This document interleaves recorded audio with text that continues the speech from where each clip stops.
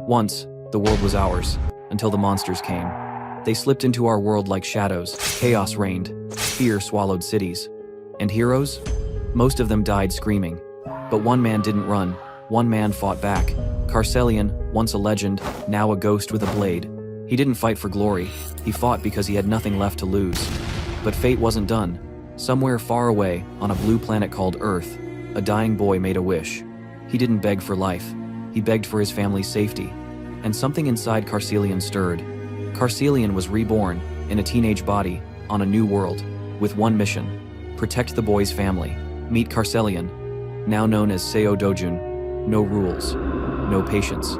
He hunts monsters, breaks laws, and wrecks anyone dumb enough to stand in his way. But even gods have soft spots, and for this little sister, he'll burn the world down if he has to. From monsters to family drama, this ain't just a power fantasy. It's the return of a god warrior. And Earth is not ready. Hello guys, welcome to this channel. If you enjoy this video, don't forget to hit that like button and drop a comment. It really helps me grow this channel and bring you more awesome recaps. Okay, without further ado, let's diving into the story. Monsters somehow sneaked into the world, bringing nothing but chaos and fear everywhere they went. People fought hard, doing whatever they could to keep their homes safe. Many gave their last breath in these battles. Among them stood Carcelian, a dude who used to be called a legendary warrior. He battled those monsters like he had nothing to lose. Year after year, he kept fighting, swinging his trusty blade, and dropping every creature in sight. Fear? Nah, that word meant nothing to him. Then, one wild day, Carcelian found himself face to face with a monster tougher than any he had ever seen. This monster is some kind of giant from Attack on Titan. That thing was no joke. That monster mocked him for giving up, because his world is gone already. He said it was a waste of talent, and asked him to become his sword. Carcelian said, "What a joke," from a fucker mouth. And he rushed in. The fight was straight up brutal, but in the end, Carcelian managed to take down his enemy. Even after all that though, he didn't make it out alive. He too lost his life right there on the battlefield. Fate though had a twisted sense of humor. Carcelian's soul drifted through endless blackness, where he bumped into a human boy from some far-off planet called Earth. The kid, named Seo Dojun, was on the edge of dying, though nobody knew exactly how he got there. Just before he died for real, the boy wanted to make a wish. Carcelian, tired of everything, just rolled his eyes and refused before even hearing what the kid wanted. He was tired, lost his country, lost his friends, and met his end like a stray dog. He didn't want to deal with any more nonsense.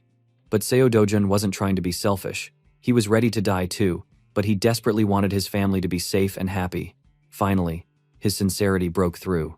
Carcelian listened, and when the boy nervously asked for someone to take care of his family, Carcelian decided to help out. He agreed, and bam! Suddenly Carcelian ended up on Earth, squeezing into the body of that teenage kid. Dude, I really want a blonde MC right now, but whatever, black hair it is. With a new face and new life, Carcelian's got one thing to do: take care of Seo Dojun's family.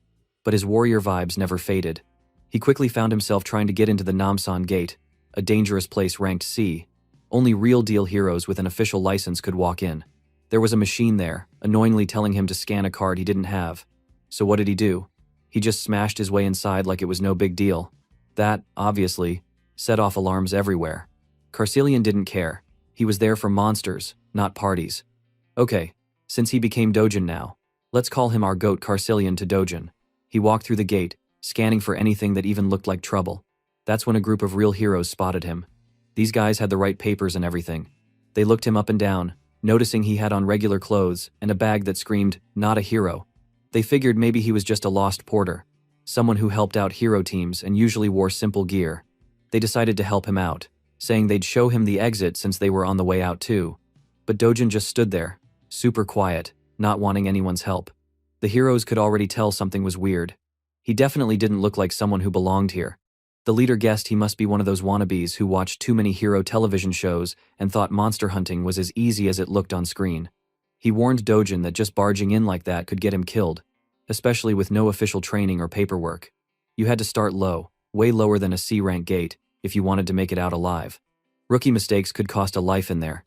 Dojun didn't want to hear these guys whining or dropping advice like he was 5. He made it clear he didn't need their help at all. That only made things more awkward. Some of the crew started getting mad, thinking they were just being nice, but the leader told them to chill. If this guy wanted to learn things the hard way, let him. Maybe he'd finally realize television makes fighting monsters look way easier than it actually is. Not too long after, Dojin ran into a monster. This wasn't just any beast, but a giant troll standing in his way, looking like it wanted a snack. The troll took a swing at him, but Dojin moved so fast the thing missed completely. A second later, he punched the troll with all his might, and the troll's head basically exploded. It was wild, just like a scene from some over-the-top superhero comic. With the danger gone, he started looting. First, he grabbed the sword the troll had dropped. Then, using his new weapon, he dug into the troll's body and pulled out a shiny stone. He knew it was only a low-grade magic stone, something he would have never picked up in his old life. But hey, he was broke and needed whatever he could get. Even trash like this can make money, right? Before he could even think about leaving, more monsters popped up. They saw what happened to the troll, and now rage filled their eyes. Dojin, never one to get scared, quickly chucked the magic stone so hard that it blew off another monster's head. The last two beasts charged at him like they had nothing to lose, and he was happy to knock them down too. Free money, I guess. While Dojin was cleaning up, things switched over to the hero group he'd met before. They were still marching through the gate, talking about that weird encounter with the boy. The orange-haired woman felt kind of worried for Dojin, afraid the kid would end up as another dead body in the gate. But the leader shook his head, saying there was no way something that crazy would happen. If the guy really didn't belong there, agents from the control center would pick him up and drag him out. Better yet, all those agents were strong, B rank or even tougher, so they could handle anything that popped up. And since Namsan Gate was only C rank, the leader said Dojin would be totally safe. That is, as long as he didn't go charging at monsters like some maniac. One of the other team members, the balding one, agreed. He figured the cocky kid from earlier was probably just hiding somewhere, shaking in his shoes, waiting for those strong agents to swoop in and save his ass. But out there in Namsan Gate, the reality was the total opposite. Dojin wasn't scared. Like hell, this damned weakling-ass monster like a troll could scare him.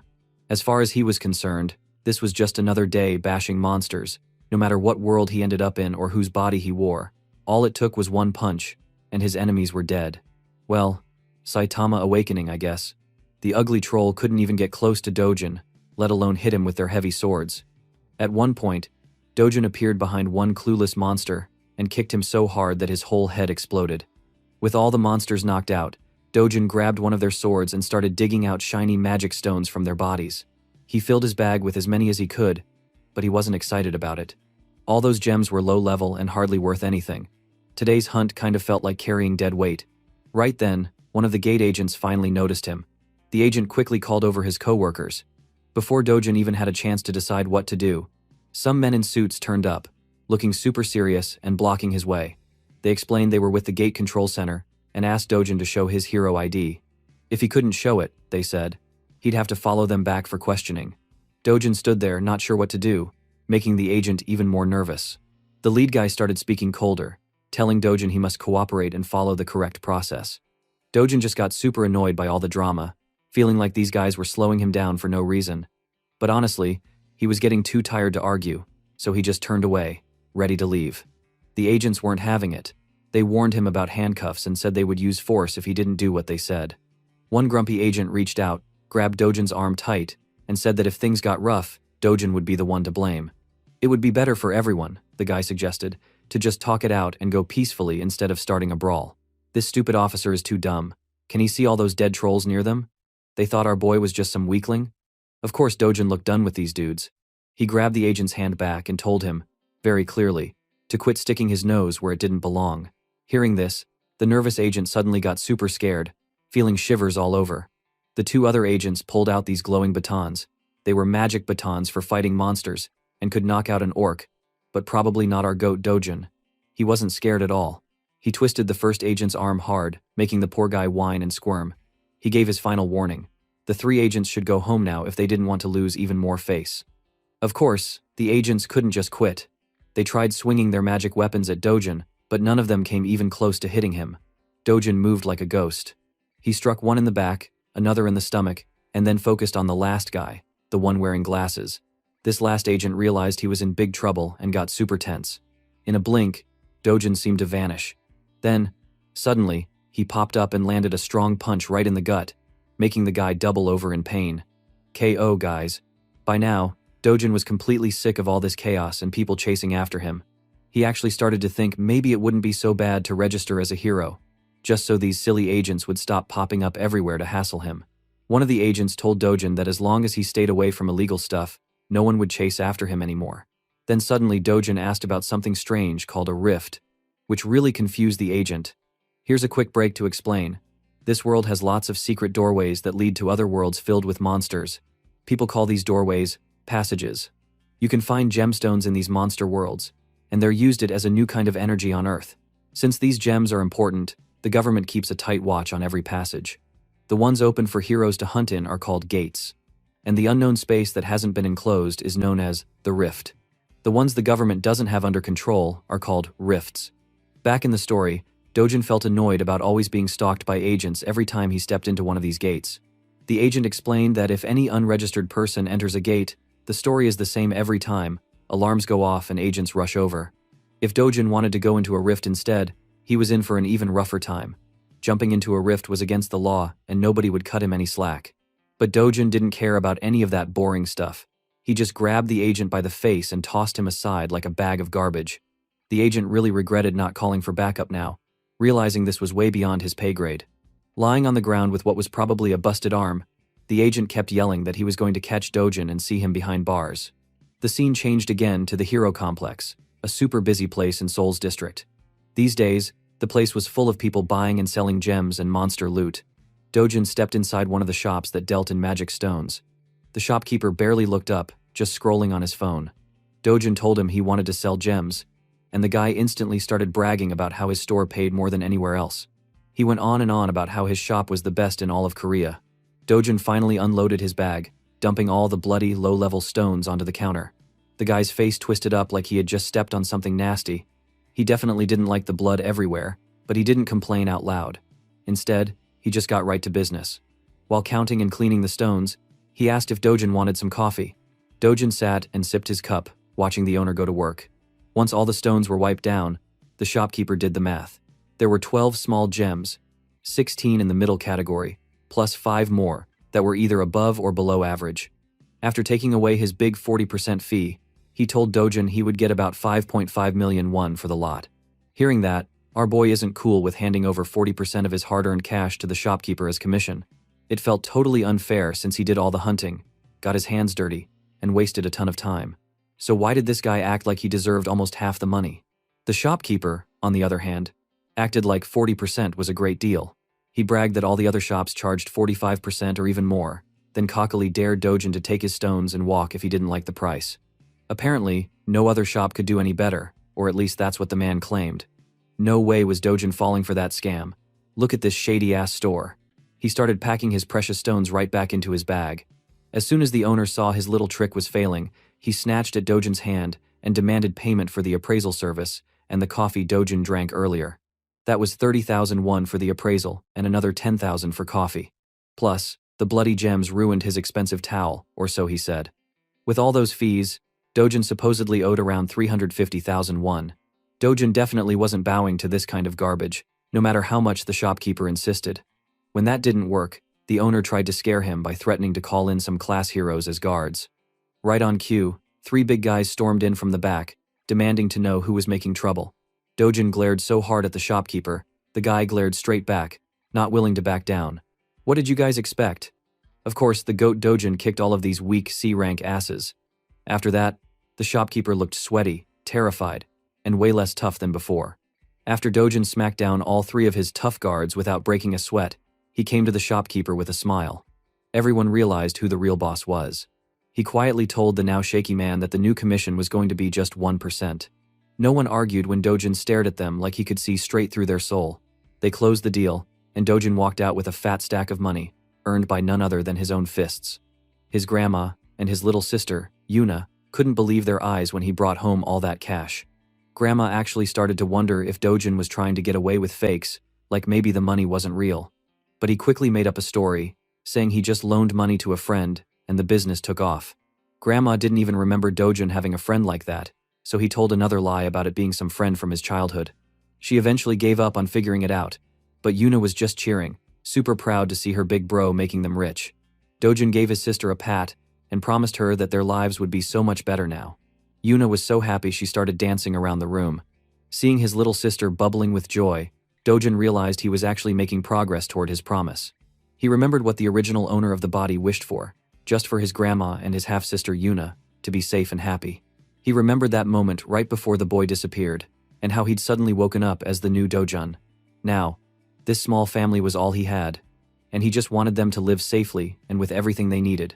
His dream was to buy them the safest house in all of Korea, which cost a whopping 110 billion won. But he wasn't worried about making money. This earth is child's play for him. Well, this world had a lot in common with the ruined world he came from. Except here, the rifts, gates, and monsters were much weaker. He, who used to be called the Sword God, felt like this whole place was a newbie world, even when now he only has 1/10 of his original power. Suddenly, there was a knock at the door. Someone wanted to talk to Dojin. He got up to answer and saw 2 thugs waiting outside. These guys came to collect a crazy debt, nearly 48 million won. Dojin knew right away these must be loan sharks. The real Dojin had borrowed only 5 million won for his grandma's hospital, but now the sharks had bumped the debt up a ton because of their insane interest. They tracked Dojin because they saw he'd been making money in the gates, and urged him to give them all the money. Their only payment was a knockout punch from Dojin that sent the big thug crashing across the hallway. Serve them right. The other guy just stood there with his jaw hanging open. Then Dojin glared at the skinny one and pointed out that he had already paid back more than 9 million won, so honestly, the sharks owed him interest. One more punch sent the guy flying, and he told him to tell the boss he'd pay a visit soon. After that, the scene shifted to a crowded mall. There, little Yuna couldn't stop smiling at the teddy bear shop. Dojin had taken her out for a treat and told her she could get anything she wanted. Really, Dojin wasn't always the softest guy. But from the real Dojin memories, he learned to care for Yuna like his own little sister. It warmed his heart remembering how sweetly the real Dojin treated her. He just hoped to keep doing the same, giving her as much kindness and love as he could. Yuna finally picked out the small, cute bunny she wanted, making sure not to be greedy. But Dojin picked an even bigger stuffed animal for her, encouraging her to choose whatever made her happy. Money wasn't a problem anymore. After the shopping spree, the brother and sister treated themselves to some delicious food, celebrating a better life together. As Dojin and Yuna enjoyed their food, a strange voice called out his name. They looked up to see a middle-aged woman walking over, followed by a bunch of bodyguards. This was Mina, and she definitely didn't come with peace. Right away, she started dragging Dojin down, picking on his outfit and mocking him about Yuna next to him. She went as far as insulting Dojin's family, joking that maybe Dojin did the same thing as his mom, had a child too young. Her words made Dojin super angry inside, but his little sister Yuna just sat there confused, not understanding why this random lady was being so mean. Mina then turned her attention to Yuna and asked her name. When Yuna said who she was, Mina realized she was Dojin's little sister. The woman didn't stop there. She even called Yuna's clothes a mess and made rude comments about their mother who had already passed away. All these mean words made Dojin even more furious, but for some reason he still kept cool and didn't start a fight. Even Mina was surprised to see Dojin control his anger so well and not react to her insults. Still, she wanted to push even further. She even asked Yuna if she knew what harlot meant. What a bitch. That was just too much. Thankfully, that's when Dojin had enough. He shot back and called Mina an ugly woman from an orc tribe. Well, I agree, guys. She is so ugly in and out. Hearing that, Mina was so surprised that she just froze and stared without saying a word. Okay, here's some background on why Dojin was even trying to hold back with this lady. The original Dojin was born outside of marriage and spent most of his childhood poor. His mom died when he was just 7, so he barely made it into his real dad's house. But after his dad got remarried and had a new son, Dojin got shut out completely. He wasn't treated as family at all, and things only got worse until he was kicked out completely. He could only count on his half-sister, living at his grandma's house.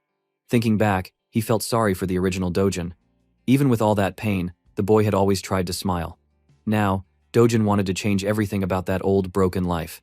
It turns out, Mina is actually his stepsister. That's why he had tried so hard to ignore her at first. But he wasn't going to put up with her anymore. To Dojin, she was still as gross and mean as ever, acting dumb and rude, and always bossing people around. He told her off, saying she just made fun of others because she felt small herself. She was obsessed with looks and money, and all she could do was try to pull other people down so she'd feel better. As Dojin let his anger loose, the whole shopping mall started to watch them. Everyone stared while Mina looked ready to explode, but then someone else appeared. Dojin's stepmother, Chairman Hiju, arrived. As soon as Mina saw her mom, she ran up, whining and complaining that Dojin made her look bad. Instead of defending her, she just shut Mina up instantly with a single cold glare. This woman was tough and didn't play around. Then Chairman Hiju turned to Dojin, fake smile and all, and invited him to come back to their house to spend time together. Dojin knew better than to believe her. That woman is a real fucking snake. She was the one who had hurt him the most, making his life miserable for 12 long years. Now, just hearing her fake kindness made him want to puke at her face. He looked her in the eyes and, with the iciest voice, told her that she was disgusting and asked her to get fucking lost. That was a blow to her pride. She was shocked to have Dojin talk back like that, but instead of making a scene, she just turned around and walked away with the last bit of her dignity.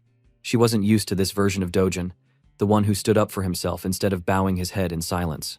Mina hurried after her, throwing one last pity party, while the bodyguards simply followed these two women like silent statues. Dojin stood there, knowing the whole drama had ruined his fun day with Yuna. But this was all on purpose. He wanted to be clear that the boy who used to stay quiet and never speak up was gone. It was time his stepfamily got a wake-up call and saw that he had changed for good. Somewhere else, a fancy Mercedes zoomed down the street with Chairman Hiju and Mina inside. Mina was still fuming, scolding her mom for not fighting back with Dojin. She called Dojin all sorts of names and complained about being made to look bad in front of everyone. Chairman Hiju turned to her driver, Manager Lee, and snapped, asking why Dojin was still alive. Manager Lee had no idea. Everything said Dojin shouldn't have survived before. He nervously promised to check again and make sure next time their plan would work for real. While all this was happening, Mina had no idea about the dark stuff her mom had been up to. She was shocked to even hear her mother talk so calmly about life and death, like someone's life meant nothing. Then, out of nowhere, Chairman Hiju asked her if she had any feelings for Dojin. That question completely surprised that ugly pig. Her face turned red, and she started acting all weird and flustered. She wasn't worried about Dojin getting hurt for romantic reasons, though. She was just scared about what might happen if her grandpa or her dad found out about anything happening to Dojin. Everyone would be in serious trouble then. Seeing her daughter get nosy, the mom wasn't happy. She grabbed Mina by the mouth, holding her tight, and growled at her to stay far away from her business. "Guys, I'm scared. This woman is a devil." She then warned Mina over and over not to get involved with anything she was doing. In her head, Chairman Hiju was locked in on her plan. She wanted to get rid of Dojin for good. To her, killing Dojin out was the only way to get revenge and fix her pride. There was no way she was ever going to let him off the hook. About 10 years ago, everything in the world flipped upside down when the rifts appeared. These scary portals brought monsters with one goal: hunt down humans. The attacks never really stopped. Cities were destroyed, fires raged, and fear was everywhere. But, just like darkness, there came a light. Brave heroes began to show up, fighting back. The first people to challenge the monsters also found mana stones in their enemies' bodies after battle. Now, in the present, Dojin is on his way to a place and thinking about how mana stones changed the planet. With these stones around, countries stopped using old energy such as oil. Instead, everyone's focus turned to rifts since mana stones could be pulled out of them. All of society became focused on gates and on heroes. Because of this, heroes started getting rich. If you wanted good pay, you had to become a real hero. Dojin finally reached his destination, HCS Capital. The name sounds super fancy, but the people inside looked more like a bunch of street thugs than real business guys. The boss there, Chairman Huang, sat smoking with his sketchy friends. None of them looked friendly. Still, Dojin was relaxed and acted like he didn't care. The boss put out his cigarette and said Dojin had guts, showing up after beating his men. Dojin replied with his own logic, saying he was actually the one who suffered real losses here. Naturally, the boss thought that answer made no sense, so he asked what Dojin meant. Calm as ever, Dojin said he came to get a little compensation for all the stress, pain, and loss these goons brought into his life. That kind of talk made the boss suddenly stop and think. Dojin didn't seem like the same quiet kid from before, not after destroying that lackey at his door. The boss started to wonder if Dojin had awakened, just like some people do after surviving a gate. Even though he guessed something had changed about Dojin, the boss wasn't going to show fear. He said that getting cocky after an awakening would only bring Dojin's downfall. As proof, he waved over a group of his biggest, angriest-looking henchmen and tried to act tough. But to a real fighter like Dojin, someone who was the sword god in his past life, this whole squad looked like cockroaches. The boss went on, bragging that not even awakened people could avoid dying like rookie heroes, pretending Dojin was weak, maybe only D-class at best. But Dojin just chilled on the sofa, completely calm while 5 thugs glared at him. He told the boss to sit down and let him finish talking. The boss was surprised to hear that simple command spoken in such a serious way. One bold goon tried to stand up to Dojin, but Dojin took off his glasses, then delivered a punch that sent the guy flying across the room, like something out of a wild action movie. The rest of the group weren't safe either. Dojin knocked down the next one with no problem, still explaining all the shady business going on behind this money-lending cover story. He walked up to an orange-haired punk, proving that he knew about the boss's fake ID business too, then threw another knockout punch. He made it clear, all he wanted was a solid fake hero ID so he could register and make his fortune without trouble from anyone. When the last guy attacked, Dojin dodged and punched back even harder, sending every goon to dreamland with his special sleeping routine. Now, Dojin repeated his demand. Give him a perfect fake ID that won't cause problems later. The boss just sat there shocked, having watched his men wiped out in seconds. In his head, he guessed Dojin must be at least B-class in power. He was so deep in thought that Dojin had to snap him out of it. The boss quickly agreed to make the ID and have it ready in just one day. To top it all off, Dojin leaned in, gripping the boss's shoulder with a scary kind of politeness, and asked if Chairman Hiju, his stepmother, had really ordered to kill him. The boss panicked, frozen in fear as Dojin squeezed his shoulder until he cried in pain. None of the guys still standing dared help their boss, just watching helplessly. Dojin looked him right in the eye and waited for the truth. Finally, the boss spilled everything. Yes, Dojin's stepmother was behind the whole thing. She came up with a plan so twisted it could only come from someone evil. She wanted Dojin to end up so broke and stuck by money problems that he'd have nowhere left to turn except, well, to give up on life itself. All she cared about was draining every last bit of cash out of his bank account. That was her idea of revenge, even against someone she was supposed to treat like family. It was cold, shocking, and proof that Dojin's stepmom was much more dangerous than she pretended to be. What a bitch. After hearing all this, Dojin finally let the boss go. The man was begging and crying, but Dojin wanted some honest answers. He asked if that was also why they trapped him inside the gate. The boss quickly acted innocent and swore he had nothing to do with that. He even said he wouldn't get paid if Dojin died inside the gate. That kind of made sense, and Dojin began to think it over. He mentioned the name Xiao Wu, who was the person that brought him to the gate in the first place. Now, Dojin wanted every single detail about Xiao Wu by tomorrow. After saying what he wanted, Dojin left just as calmly as he came in, and the whole room felt totally different from when he first walked in. After leaving, Dojin fell deep into thought again. The original Dojin had only one real wish: to protect his grandma and little sister, no matter what it cost. With everything that happened, it was clear to Dojin how rough and unfair the kid's life had been. But that was about to change. The sword god was here to set things right. The next day, everything changed for Dojin. He was officially registered as a hero, and not just any hero. He was ranked B-class already. That was a pretty good move, since in most stories, the main character starts at the bottom. Dojin tapped his new card on the hero machine and the system checked. Yep, the card worked and said he was B rank. Still, it also warned him that the quest he wanted was too hard for someone of his level. Dojin just rolled his eyes, wishing he'd pushed that boss for a higher rank. But it was too late for that. Even though the system kept repeating that he shouldn't enter a dangerous gate above his level, Dojin ignored the warnings and went inside anyway. Let's talk a bit about the Night Island Gate. It was Class B, but truthfully, a B-rank hero wasn't really enough to clear it safely. They usually recommended only A rank or higher to solo it, since the dungeon was big, a D rank in area size, and had a ton of monsters hiding in tunnels. That makes hunting solo tough for most. But Dojin didn't care about risk or danger. He barely even knew what those words meant. The only real problem would be if he got cornered by buckets of monsters in one of the narrow tunnels. He just grinned when his first enemy slid into view, a huge snake with a crazy-looking purple glow. Most heroes would run for their lives at that, but Dojin only saw good luck. He got his special gloves ready and prepared to fight. Turns out, the giant snake had brought friends too, and their tongues slid around like something from a horror movie. They all attacked at once, but none of them could even touch him. The black killing vipers were nasty. One little touch of their poison and you'd be paralyzed. Still, it didn't matter. Dojin sped forward, unleashing a swing so quick it was almost invisible. He tore into the monster, splashing blood everywhere until its whole body was split in two. Lucky for him, those new gloves kept all the venom off his skin. For only 300,001, this gear is perfect. Moving fast, Dojin went after 4 more snakes, blowing straight through their heads in no time. Monster after monster fell until there was only a bloody mess left behind. Pausing to check for loot, he searched the monster bodies for mana stones. Sadly, there were none. Just like in his old world, black vipers only drop stones about 3% of the time. That meant he'd have to hunt down hundreds just to get good loot today. Soon, Dojin found another massive snake. This one looked even bigger, maybe the boss. He joked to himself about asking it if it was the main boss, But obviously, snakes don't talk back. At least now he knew he wouldn't get lost in these tunnels. Not wanting to waste time, Dojin aimed to end the fight fast and get out. He landed a punch on the monster's head. But this time, nothing happened. The giant snake just got a new mark and seemed totally fine. Then, while Dojin was still in midair, the monster smacked him against the cave wall with its tail. He sat up from the crash, probably getting a little reality check about what this boss could do. The creature bared its poisonous fangs and hissed, looking seriously dangerous. Well, kind of like someone's girlfriend when she's hungry.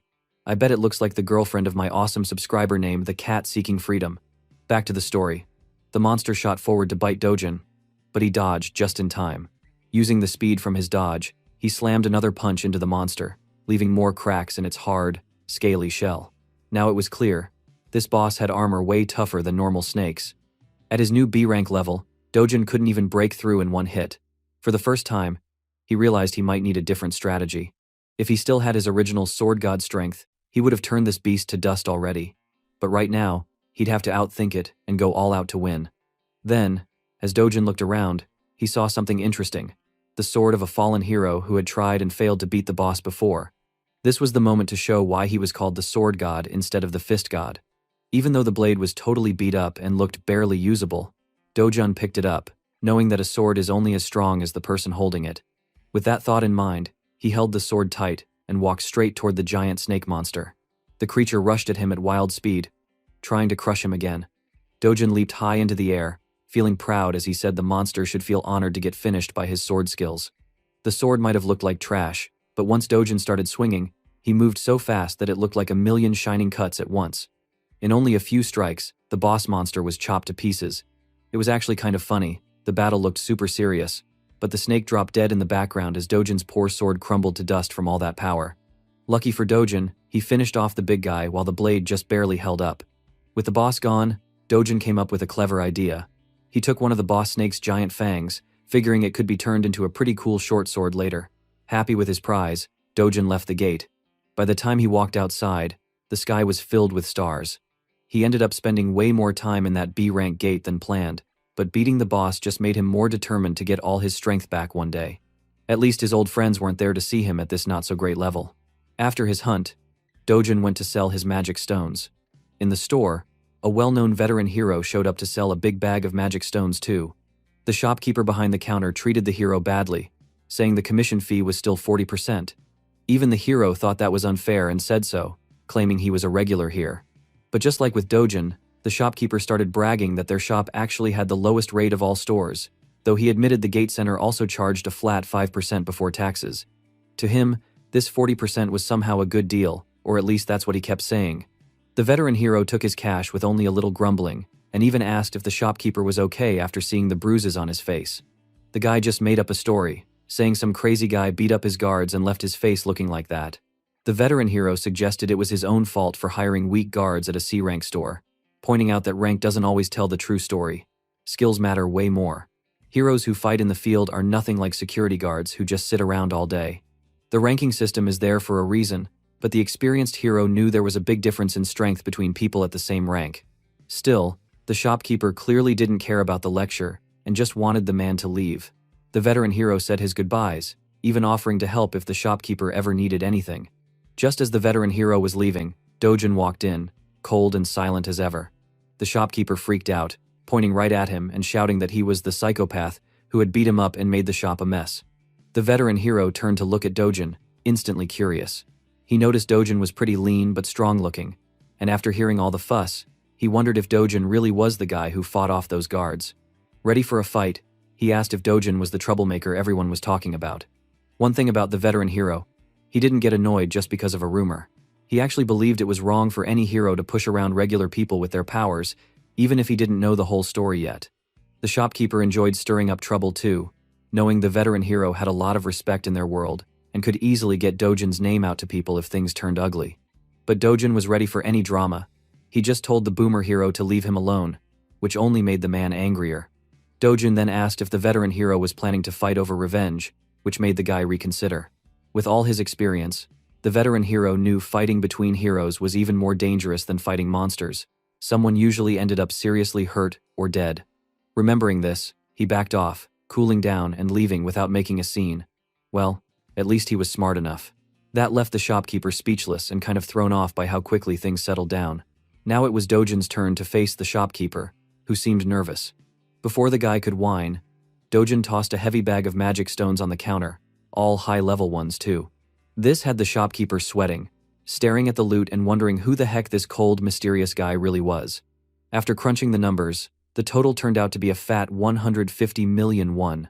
That sounded like a lot, but to Dojin, it felt almost too small for the amount of hard work he put in today. When the shopkeeper started talking about the commission, Dojin gave him a scary look, but then remembered their new deal was only 1%. Feeling better, he relaxed and told the guy to just finish up and hand over the rest of his cash. Inside his head, the shopkeeper was so mad he wanted to punch Dojin for having the guts to ask for so much money. But of course, that was just in his dreams. In reality, there was no way he could actually do that. Trying to keep things by the book, the shopkeeper explained that for an amount this big, he needed upper management's approval. Dojin didn't want to waste any time, and told him to get the approval right now. The shopkeeper quickly called his boss, speaking in a low, nervous voice about the huge payout. Before the deal finished, Dojin snatched the phone away and talked straight to the boss himself, telling him to hurry up and approve the cash. The boss agreed but wanted the phone back in his worker's hand. Instead, Dojin, whether by accident or on purpose, tossed the phone so hard it smashed into the wall. The appraiser stared at his broken phone in shock as Dojin calmly told him to get the money ready now. So, the shopkeeper found himself stuffing bags with piles of cash for Dojin. By the end, he was left totally defeated after being pushed around and ordered like that. Maybe you'd feel sorry for him, but honestly, this guy is always scamming heroes by taking almost half their money when they risk their lives fighting monsters, so he isn't really the good guy here. About 10 minutes later, the boss rushed into the store, looking super angry that his worker wasn't answering the phone. It was pretty funny, because just then, the shopkeeper gave up on everything and quit right on the spot. The boss looked around and noticed his worker's phone smashed, quickly realizing what had happened. He pulled out his own phone and made a call to someone named Juyan, asking her to come right away. Juyan was a famous young hero with really cool purplish pink hair. She was so popular that people crowded around her, shouting her name and treating her like a superstar when she showed up. Wearing a stylish outfit, she turned everyone's heads. The truth is, she was the niece of the boss, and she walked in, smiled at the shopkeeper, and calmly said she was there as her uncle asked, to deal with a crazy hero causing trouble. Sitting down, this cool S-rank hero waited to find out what happened. Meanwhile, Dojin was outside, sitting under the sun and meditating. Wow, what the fuck, our boy is so ripped like John Cena. Even though Dojin had spent a whole day hunting, he wasn't exactly happy with his rewards. He started to worry about how long it would take to get strong enough to clear the most dangerous gates by himself. That meant he needed to train and get his old strength back. It was time for a training arc, I guess. But Dojin's big problem in this new world was the mana. Compared to his home world, the mana in this place was super weak. That meant no matter how hard he trained, it would take at least 3 years before he got close to his old power. He could get better equipment, but even the cheapest sword cost millions, so he didn't want to waste money. Suddenly, Dojin felt a scary chill. He sensed something very dangerous closing in. His eyes quickly found Yuna, and he grabbed her, telling everyone to get inside right away. Once indoors, he slammed the door and locked everything. Grandma shouted, scared and demanding to know what was happening. The house shook with a loud boom, and Grandma panicked, thinking it was an earthquake, while little Yuna looked terrified. But Dojin knew the truth. This was not some earthquake, something else was happening. He can feel it, this kind of sensation. He felt the wild, sharp energy outside, and voila, a rift had appeared, and it opened right over their home.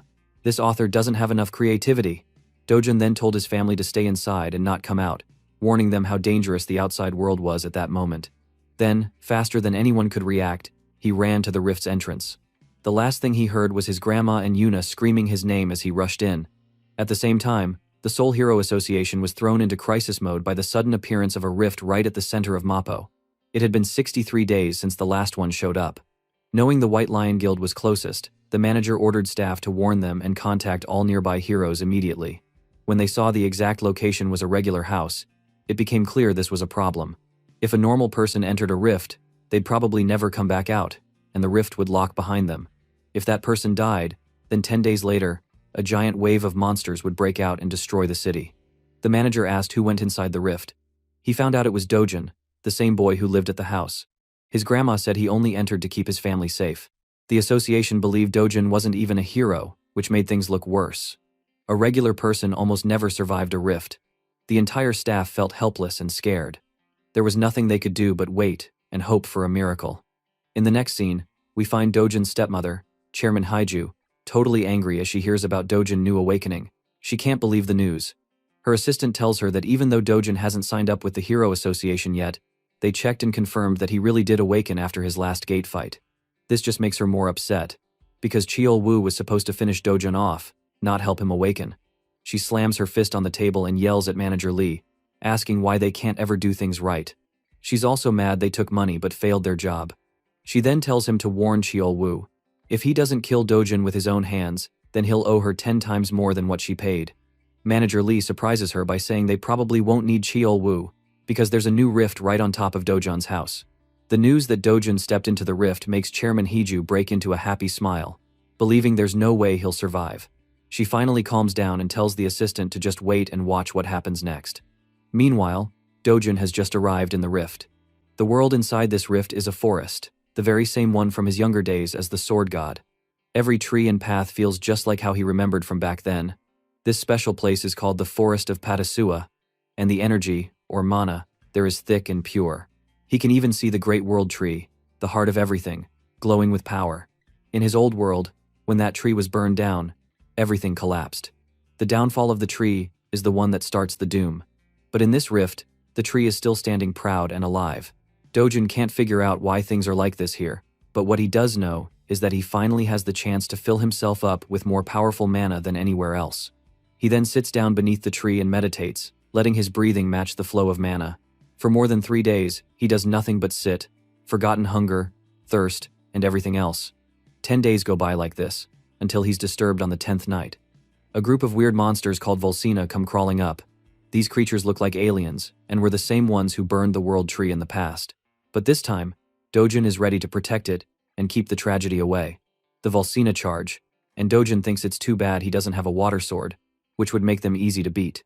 But now, filled with so much mana, he realizes he doesn't need a weapon at all. His own hands are enough. As a Volsina lunges, Dojin does something called a mana release. Not exactly telekinesis, but a wave of power that blasts the first creature away. The next monster freezes in shock at how Dojin just flexed that much energy. He smiles, remembering he hasn't used this kind of move in ages because he was running low on mana before. The monsters aren't finished. They open their mouths wide and shoot streaks of hot energy at Dojin. But with his new power, he doesn't panic. His body glows with protective mana, blocking their blasts as he walks forward like it's nothing. Smiling to himself, Dojin thinks he's finally doing what he couldn't in the past, saving the world tree, and that now he can really have some fun. A couple of monsters try to attack again with their energy bombs, but Dojin just catches 2 by their heads, slamming their mouths shut. Their own power bounces back, blowing up inside them and leaving nothing but burning headless bodies. After they fall, Dojin picks up 2 glowing mana stones dropped by the monsters. Dojin is thrilled. He just unlocked a special new item, the Eternal Ember, a glowing golden seed or coin. Laughing, he keeps slapping monsters around, collecting a big load of mana stones as the one-sided fight goes on. He feels like he's won the jackpot with every monster dropping something good. When all the Volsina are finished, Dojin grabs the Eternal Ember. Just by holding it, he feels a surge of power. Crushing the ember in his hand, flames burst around him. It's like watching Sukuna from Jujutsu Kaisen play with his energy. Normally, the best thing would be to keep absorbing mana from the Great Tree, but Dojin's body has already hit its limit now. The other way to get more power is to use the Eternal Ember, which changes his energy into pure fire mana. He accepts this, and his body fills with new, burning strength. This step was never needed in his old life, so he never cared about the embers before. This ember was supposed to be trash, but now, this trash has become a treasure for him. With lots of these treasures, he sits down and starts to absorb as many as he can, even if it takes 10 minutes for just one. It's his time to finally power up for real. The sudden appearance of the rift around Dojin's house brought in a huge crowd. Reporters and news vans filled the street, while agents and workers from the Hero Association stood their ground, trying to keep everyone away. Agent Seonggu, a serious guy who kind of looked like Yoonho from Solo Leveling, but with way better hair, was super angry. To him, the person who went into the rift, Dojin, was just being reckless. Seonggu thought it was dumb for one person to jump in alone and risk turning the place into a monster hot zone if he died inside. He ranted about how if Dojin wanted to disappear, he should have done it some normal way instead of endangering the entire city. Meanwhile, Agent Hyunwoo, Dojun's blue-haired look-alike, was more understanding. He thought anyone would risk going into a rift if it meant saving their little sister. Still, Seonggu didn't buy it. He insisted Dojun was just greedy and didn't think about what would happen if he failed. Hyunwoo double-checked with Gilma, their boss, who said to keep calm and stick to the rules. But honestly, nobody had seen this many rifts popping up all over the world. The US, China, Switzerland, Turkey, and even the UK had the same trouble. Some countries stayed cool, but in South Korea, things could go bad fast, and Seonggu blamed it all on Dojun. He was so mad, he was praying for the rift to spit Dojun back out any second. Speaking of that crazy giant purple gate, it had been 28 days since it blasted open, and Dojun had spent the same amount of time inside. Now, the Hero Association had to treat it like a level 1 emergency. No one had revealed Dojun's real identity to the news yet. Instead, everyone just called him Ordinary Person S to protect his privacy. Other people had their own theories about who went inside the rift. Chairman Huang, the sneaky boss of the money-lending group, figured it out almost instantly and confirmed through his assistant that it was Dojun. Huang, with his second-in-command, Manager Kim, wondered if Dojun would actually make it out alive. Manager Kim said most regular people only had a 1% chance of surviving a rift like this.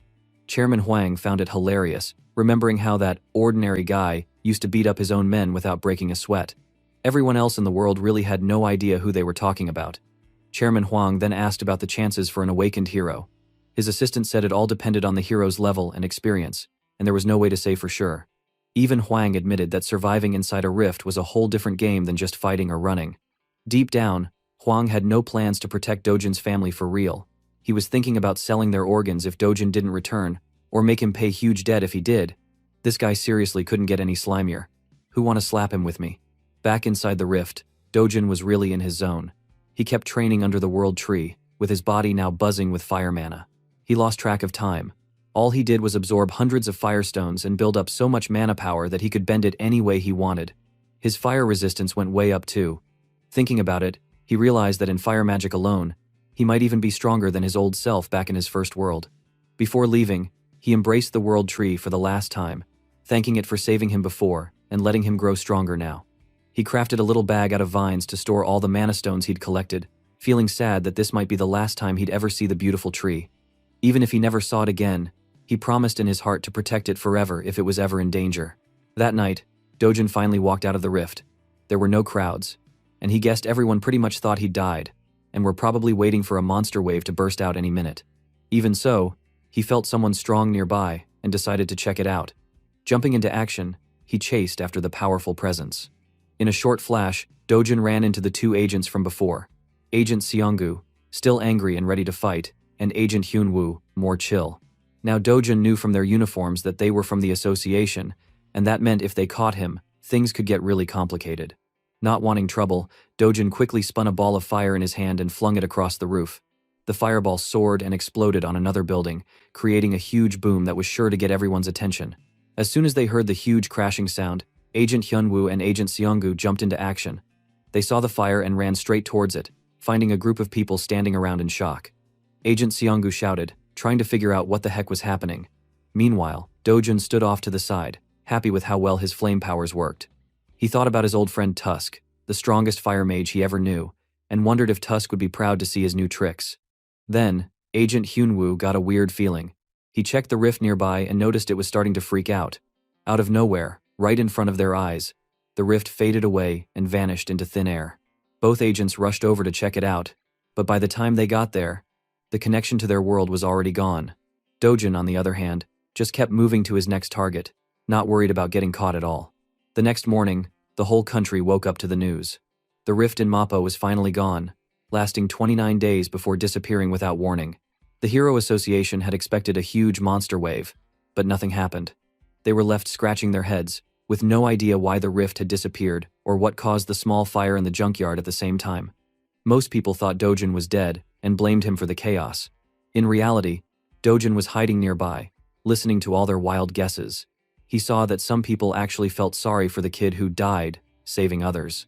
Even so, he was secretly crushed because now the rift was closed, and he couldn't see the world tree again. He promised he'd protect the tree, but now he had to let go. There were still other things he could protect, so he set off to HCS Capital. Inside HCS Capital, the crooks were busy partying. They thought Dojun was finally gone for good, and some even started plotting to take his little sister and grandma for themselves. The men laughed and talked like creeps, until all of a sudden, a cold, familiar voice called for their boss. The story split away to Chairman Huang himself, humming as he got ready for the day. His assistant went over his schedule. Besides lunch with a CEO, he had enough free time to party all night at Madame Kang's club.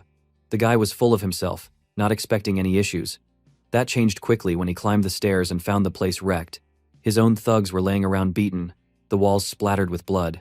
And there, waiting for him, was the one person he thought was dead, Dojun.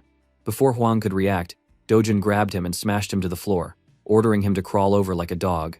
Huang shook with fear as Dojun sat down in the big boss chair. Dojun gave the order again, staring Huang down until finally, the man actually crawled on his hands and knees. No mercy. Dojun told him to bark like a dog, loud enough for everyone to hear. Huang whined in front of the crowd, his pride shattered to nothing. But Dojun wasn't finished. He made him bark again and again until he seemed less like a boss and more like an animal, just like how he always treated people below him. Dojun warned that scumbags like Huang only acted nice on the surface, always waiting for a chance to stab people in the back. He told everyone he'd seen plenty of dirty jerks like Huang in his life. The scared boss begged for his life, promising to do whatever Dojun wanted. Not interested in any more begging, Dojun slapped him so hard that Huang spit blood all over the floor. Turning to Huang's assistant, Manager Kim, Dojun named him the new boss, saying he'd be better than someone like Huang. But Manager Kim was scared and said he couldn't do it. Huang had too many connections, and there'd be big trouble if he took over. Manager Kim dropped to his knees and asked Dojun to spare Huang just this once. Sick of boring talks, Dojun tried something else.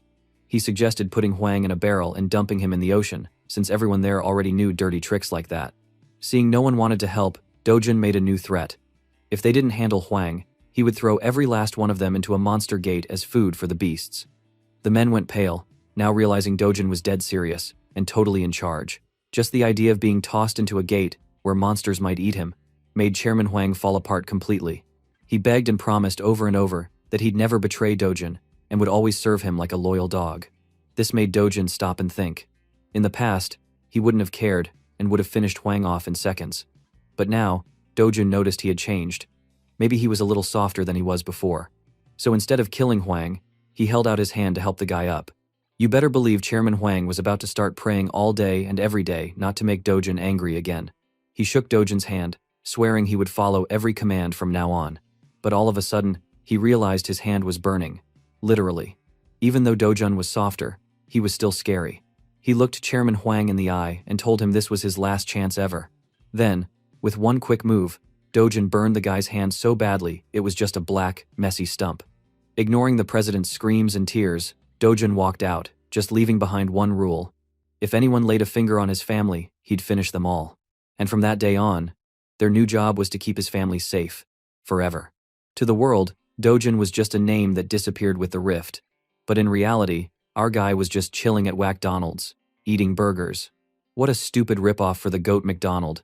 For me, it's always funny to see how manhwa changes the famous brand name into something like this. Now, the government, Hero Association, and news reporters all gave up on the person who entered the rift. They figured he was gone for good. Even if Dojun tried to show his face, people wouldn't believe he survived. If he went public, he'd just get a ton of trouble and annoying attention. For now, Chairman Huang, the once scary boss, was busy helping Dojun find a cool new place to live, so Dojun could relax. He then looked at his little sister and told her they'd be moving to a better neighborhood soon, and Yuna was thrilled. She could finally go to kindergarten and join elementary school with the other kids soon. But when school was brought up, Yuna suddenly got quiet and sad. That freaked Dojun out, since fighting monsters was easier than comforting a little girl's feelings. Yuna admitted she was being teased for being an orphan. That hit Dojun hard in the heart. He gently told her that she never had to talk to mean kids like that ever again. That's okay if she skips kindergarten. With that, Yuna smiled, happy to know the bullying days were over. Secretly, Dojun was planning to send her to a fancy private school, where no one would dare say a word against her. Last night, Dojun learned Manager Kim had hidden his grandma and sister in a motel while he was stuck in the rift. Manager Kim was almost falling over himself trying to say sorry. He explained it was the safest place he could find since the motel belonged to their company. Dojun was too tired for drama, so he just walked inside. As soon as Yuna saw him, she ran up for a big hug, and Grandma grabbed his hand, crying tears of joy. For a second, the tough warrior was shocked, but he soon relaxed and let himself enjoy his family's warm hugs for the first time in forever. Back to today, Yuna asked what it was like being a hero. When Dojin asked if she liked having a hero brother, but Yuna just shook her head. She said it looked cool, but heroes were always in danger, sometimes even dying, and all she wanted was for her brother to stay home with Grandma and her for a long, long time. This was new for Dojin. In his old life, he'd ended up as the last human alive, always fighting, always losing people. But in this world, he realized he was getting a second shot at happiness. Now, he had something he never expected, someone to care about him. The idea of maybe living a peaceful, quiet life, filled with love, started to sound pretty nice to him. While he was feeling all happy inside, Korea's Hero Association office was in chaos. Director Tae Wang, the top guy in the association and World Hero Federation, was tired and worried about the rift. The whole staff had checked out the ruins and still had no answers. The director hated not knowing what was going on. A rift that could just pop out of nowhere, then disappear just as quickly, freaked him out.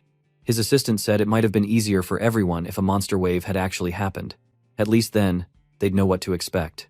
Director Tae Wang quickly shut that down, warned her to be careful with her words, saying he was thankful at least no one got hurt. Director Tae Wang was known as one of the top 100 heroes in the whole world. If he ever wanted to, he could run for president and probably win. He was so powerful and respected, he had the influence to shake up giant companies. But he didn't care about power or money. All he cared about was keeping his people safe, and everyone knew it. That's why he was such a real hero. He wanted the investigation around the rift to be slow and careful, making sure no detail was missed. He planned to buy all the houses in the neighborhood for more than market price, just to make things right for the people who had to move because of the rift.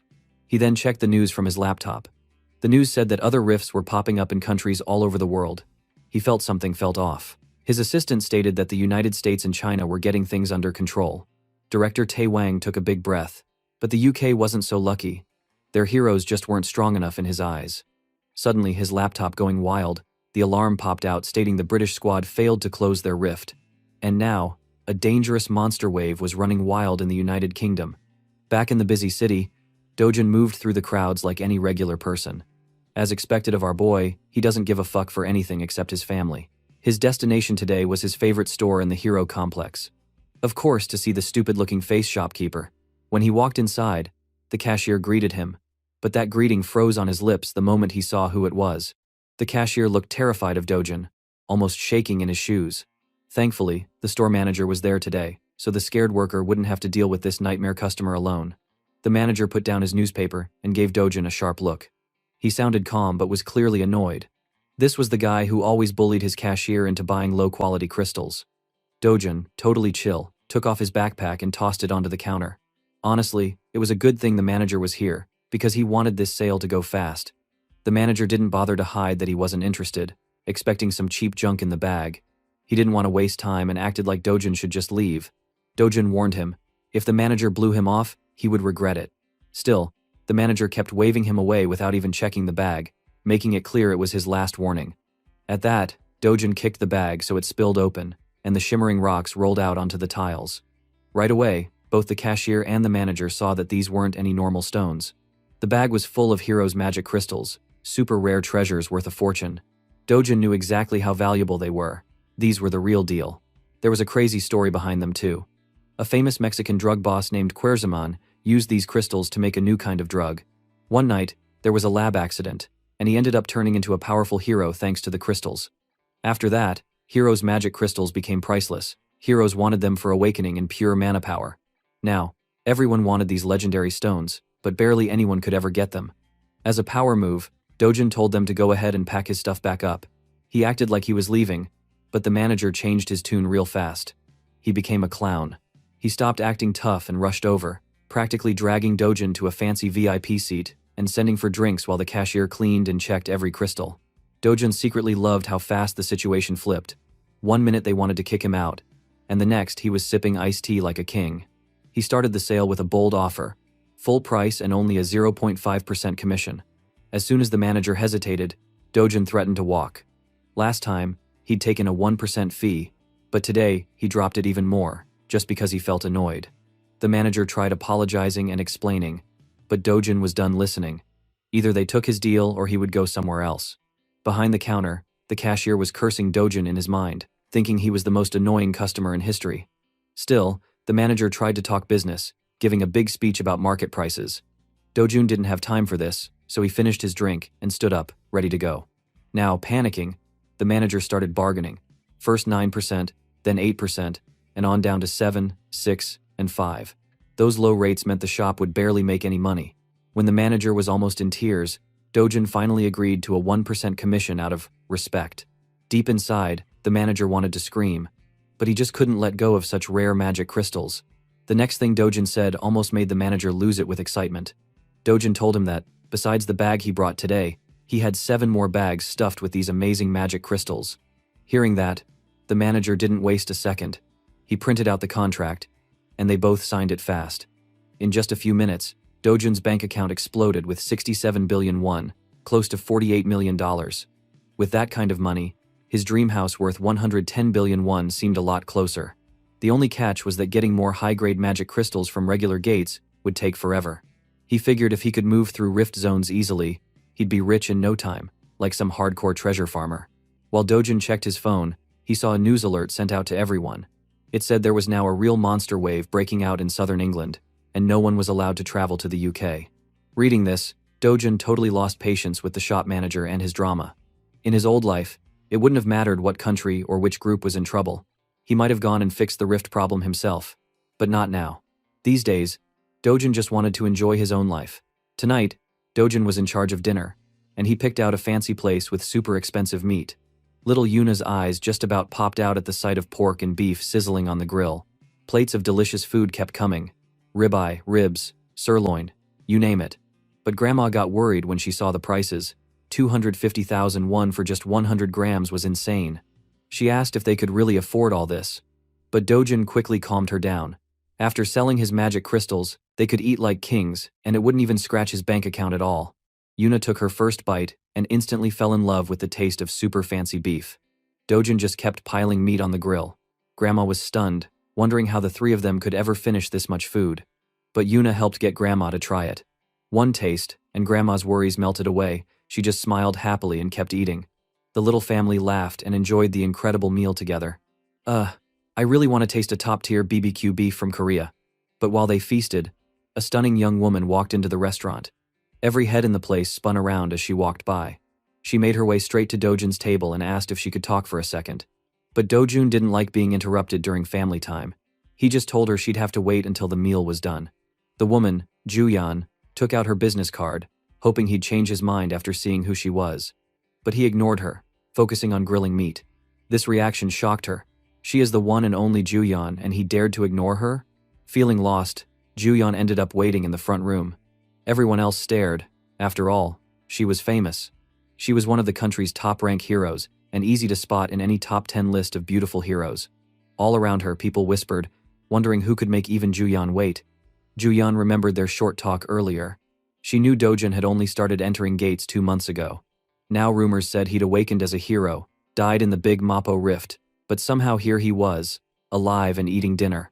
None of it added up. She could tell there was something strange about this young guy, especially how his sharp eyes gave her chills. He was probably an S-rank hunter by now. But again, it doesn't make sense. Even super-rich heroes had never skyrocketed to S-rank so fast in just 2 months. If Dojun really had some crazy hidden power, she wanted to find out what it was. Finally, after every plate was empty and all 3 were stuffed and smiling, the family got up to leave. Juyan moved over to speak with Dojun. But right then, another person strolled into the restaurant like he owned the place. Dojun's face turned hard when he saw him. It was Cheol Woo, the creepy guy who doomed Dojun to a gate before, and clearly didn't expect to see him walking around. He asked how the hell Dojun crawled out from the gate he prepared before. He comes to Dojun and asks if he is some kind of cockroach because it's hard to kill him. Even Juyan seemed to know Cheol Woo was a fucking trouble with just one look. The air in the restaurant got thick with tension. Cheol Woo sneered and mocked him, but Dojun paid him no mind. Instead, Dojun called Juyan over and asked her to get his family a taxi and make sure they got home safely. He told her he had some business to settle with a certain mutt. Thankfully, Juyan was smart. She nodded, took Grandma and Yuna outside, and waited as the taxi drove away, though everyone could see they were worried. As soon as Dojun family left in the taxi, the restaurant filled with a loud, sharp slap. With his grandma and little sister safe, Dojun could finally drop his nice guy act and show Cheol Woo who the real boss is. He moved so fast that Cheol Woo didn't even see it coming. He just felt his face sting like crazy. Cheol Woo got super embarrassed and tried to fight back. A server rushed over, scared that heroes would start wrecking the whole place. But instead of calming down, things got even rougher. Luckily, no one else got badly hurt, and Dojin told everyone to clear out for their own safety. Cheol Woo was super easy to mess with. He was all muscle and no brain, and his bad attitude earned him another solid punch right in the head. Deep down, Dojin hated this guy to his guts. Cheol Woo was the one who trapped the real Dojin in a gate, leaving him to die. Even though it hadn't happened to him personally, he still felt the anger and wanted to deal with that motherfucker. Sneering, Cheol Woo bragged about Dojin's evil stepmother being behind it all. That was music to Dojin's ears. If this dummy was spilling secrets so easily, it was time to grab some proof. He took out his phone, hit record, and aimed it right at Cheol Woo, hoping to get a confession on tape. Cheol Woo, getting angrier, cursed at Dojin's mom and unleashed another wild attack, saying he'd finish the job right here and now. But Cheol Woo's punches didn't stand a chance. Dojin blocked them with a simple move. It felt like punching a trampoline. Cheol Woo just bounced off and lost his balance. He'd never fought anyone like this before, and it drove him nuts. Dojin didn't stop, following Cheol Woo around like a hunter, knocking him silly with every hit. Cracking sounds rang out in the empty restaurant. The server from before grabbed her phone in a panic, trying to call the police, but Juyeon stepped in, gently taking the phone and smiling. She promised to handle things, and the server, just relieved, trusted her. While all this was happening, Cheol Woo got slapped, punched, and beat down so hard he didn't stand a chance. This is really enjoyable to me. Juyeon, watching, knew that Cheol Woo was a B-rank hero. Normally, he would have been a tough fight for almost anyone, but Dojin was making it look easy, like he was on a whole different level. She was sure this time Dojin is more than a rank. Even so, it seemed too easy. Juyeon finally spoke up, asking Dojin to stop before Cheol Woo ended up dead. Dojin listened, dropped Cheol Woo's limp body, and wiped his hands clean. Curious, Juyeon asked how much he knew about Cheol Woo. Dojin didn't know everything, but he knew enough to get payback.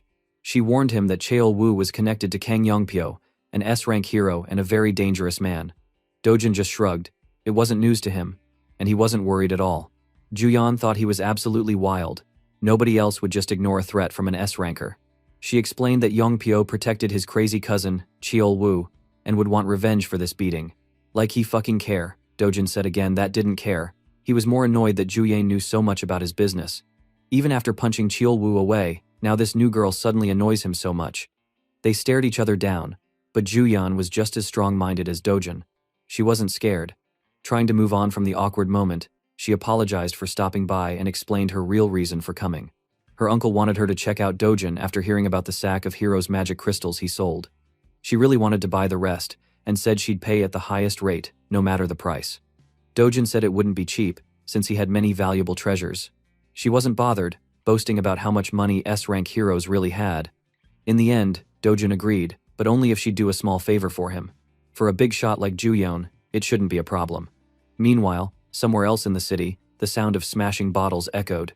Chairman Heju, Dojin's evil stepmother, was having a fit. All her people told her Dojin was dead for sure. Now she hears he survived that crazy rift and just beat up Cheol Woo like it was nothing. Her right-hand man was sweating bullets, but it wasn't really his fault. Even the top Hero Association folks thought Dojin was gone for good. Chairman Heju didn't care about excuses though. She wanted action. And now, she knew Dojin must have figured out who tried to have him killed. As soon as she found out she could be caught, she started to get really nervous. She was not scared of Dojin himself, but she freaked out when she imagined her father or husband learning all about her dirty deals. She thought she could cover everything up if it stayed quiet. But if the story got out to the news, her company's stock could crash hard.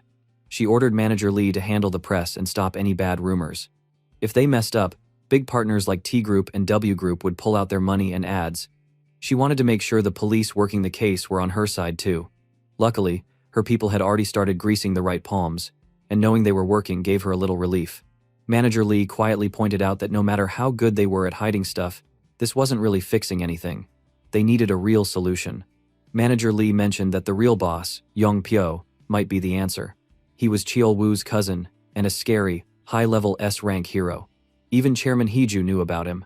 Everybody in the hero world saw Cheol Woo as trash, but everyone was also aware of his close relationship with his cousin, Hunter Kang Yongpyo. Truth was, Cheol Woo just carried out his cousin's dirty work and was nothing but a puppet. If Cheol Woo got busted by the police and shamed in the news, it would be bad for Young Pyo too.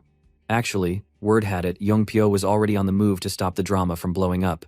After thinking it over, Chairman Haiju decided she needed to meet Kang Young Pyo fast. And on top of that, she wanted to handle Chairman Huang from HCS Capital, who had switched sides to help Dojun's family.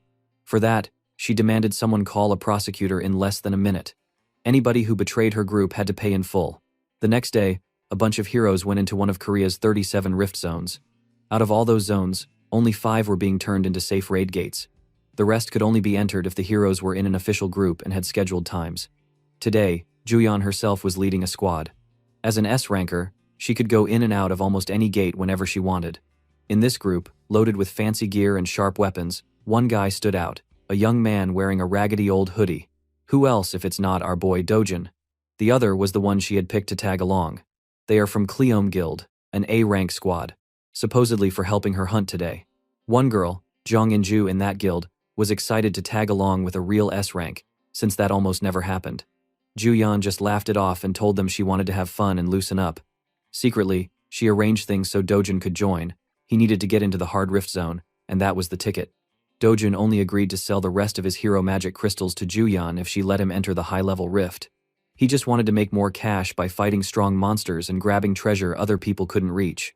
Sure, rift zones were full of danger, but for a guy like him, it was worth it. Juyeon didn't mind, she was all about getting those crystals. Soon, the group walked through a gloomy tunnel before stepping out into a bright forest. Guildmaster In-ju couldn't stop wondering about the mysterious guy following their party. She kept poking Juyeon, fishing for the real story. Everyone thought Dojun might be Juyeon's secret boyfriend, since nobody had ever seen the queen owe someone a favor before. Juyeon finally told a half-truth, admitting she owed him, but no one bought it completely. No one expected to hear an S-rank hero had a mysterious debt, either. While the group gossiped, a giant shadow suddenly blocked out the sun. Everyone stopped and looked up. There it was. A massive cockatrice flying overhead. The Cleom Guild snapped into action, pulling out weapons and taking battle stances. As the S-rank leader, Juyeon took charge, shouting out who was on defense and who should go for the legs. Just as everyone settled into their spots, Dojun shocked the whole party by suddenly bolting forward on his own. He jumped higher and faster than anyone could believe, closing the distance to the beast in a heartbeat. He totally ignored any team plans and went solo against the bird. The Cleom Guild heroes just stood with their jaws hanging open. Nobody had ever moved like that. As he flew up with pure fire energy swirling around him, he threw a punch straight for the cockatrice. The big bird couldn't even react. It just took a hard hit from Dojun straight to the beak. Next thing everyone knew, the monster dropped from the sky, and Dojun landed beside it, looking like a boss, not even tired. The Cleom Guild members and Juyeon didn't even know what to say. One guy was shocked to see a random guy one-punch a high-level monster to kill it. Is this Saitama reborn or what? They just watched as Dojun finished the job in style, stomping the monster's head again and again until it was dead for real. That was insane, and now In-ju just couldn't wrap her head around it. Who was that guy? When she asked Juyeon, the S-ranker just shrugged, not truly knowing herself. She only told In-ju that Dojun was someone really strong, but even calling him strong sounded like an insult. Yet In-ju didn't buy it. She stated, who in the world can one-hit that kind of monster in one hit? What Dojun did to that cockatrice was something almost nobody in the hero world could pull off. Juyeon tried to play it down by mentioning her own sister, who was also a monster among heroes, but In-ju still yelled, telling her she'd gone crazy after seeing how strong Dojun was. It's basically impossible for any hunter to kill the monster the way Dojun did. While Juyeon was thinking about how scary Dojun was and who the fuck he is, she decided to change plans on the spot. She told In-ju the rest of the group should stay close to the gate while she and Dojun went further in to hunt. Juyeon walked over as Dojun sliced up the cockatrice for loot, but before she could even talk, he made it clear no one could share the rewards unless they helped out. That was fine by Juyeon. She didn't care about any extra crystals today. Instead, she suggested they head deeper and face something even bigger. When he smiled and agreed, she could tell he was down to hunt stronger monsters and get mad loot. Juyeon totally knew every inch of this rift, so she took the lead and asked Dojun to stick close. Suddenly, she bolted forward at superhero speed, disappearing into the distance. Dojun waited, slung his bag over his shoulder, and then blasted off after her. His takeoff was so strong it almost knocked the Cleom Guild off their feet. If Juyeon moved like a bullet, Dojun was straight up lightning. With the powerhouses gone, the remaining heroes looked at In-ju, all feeling a little lame.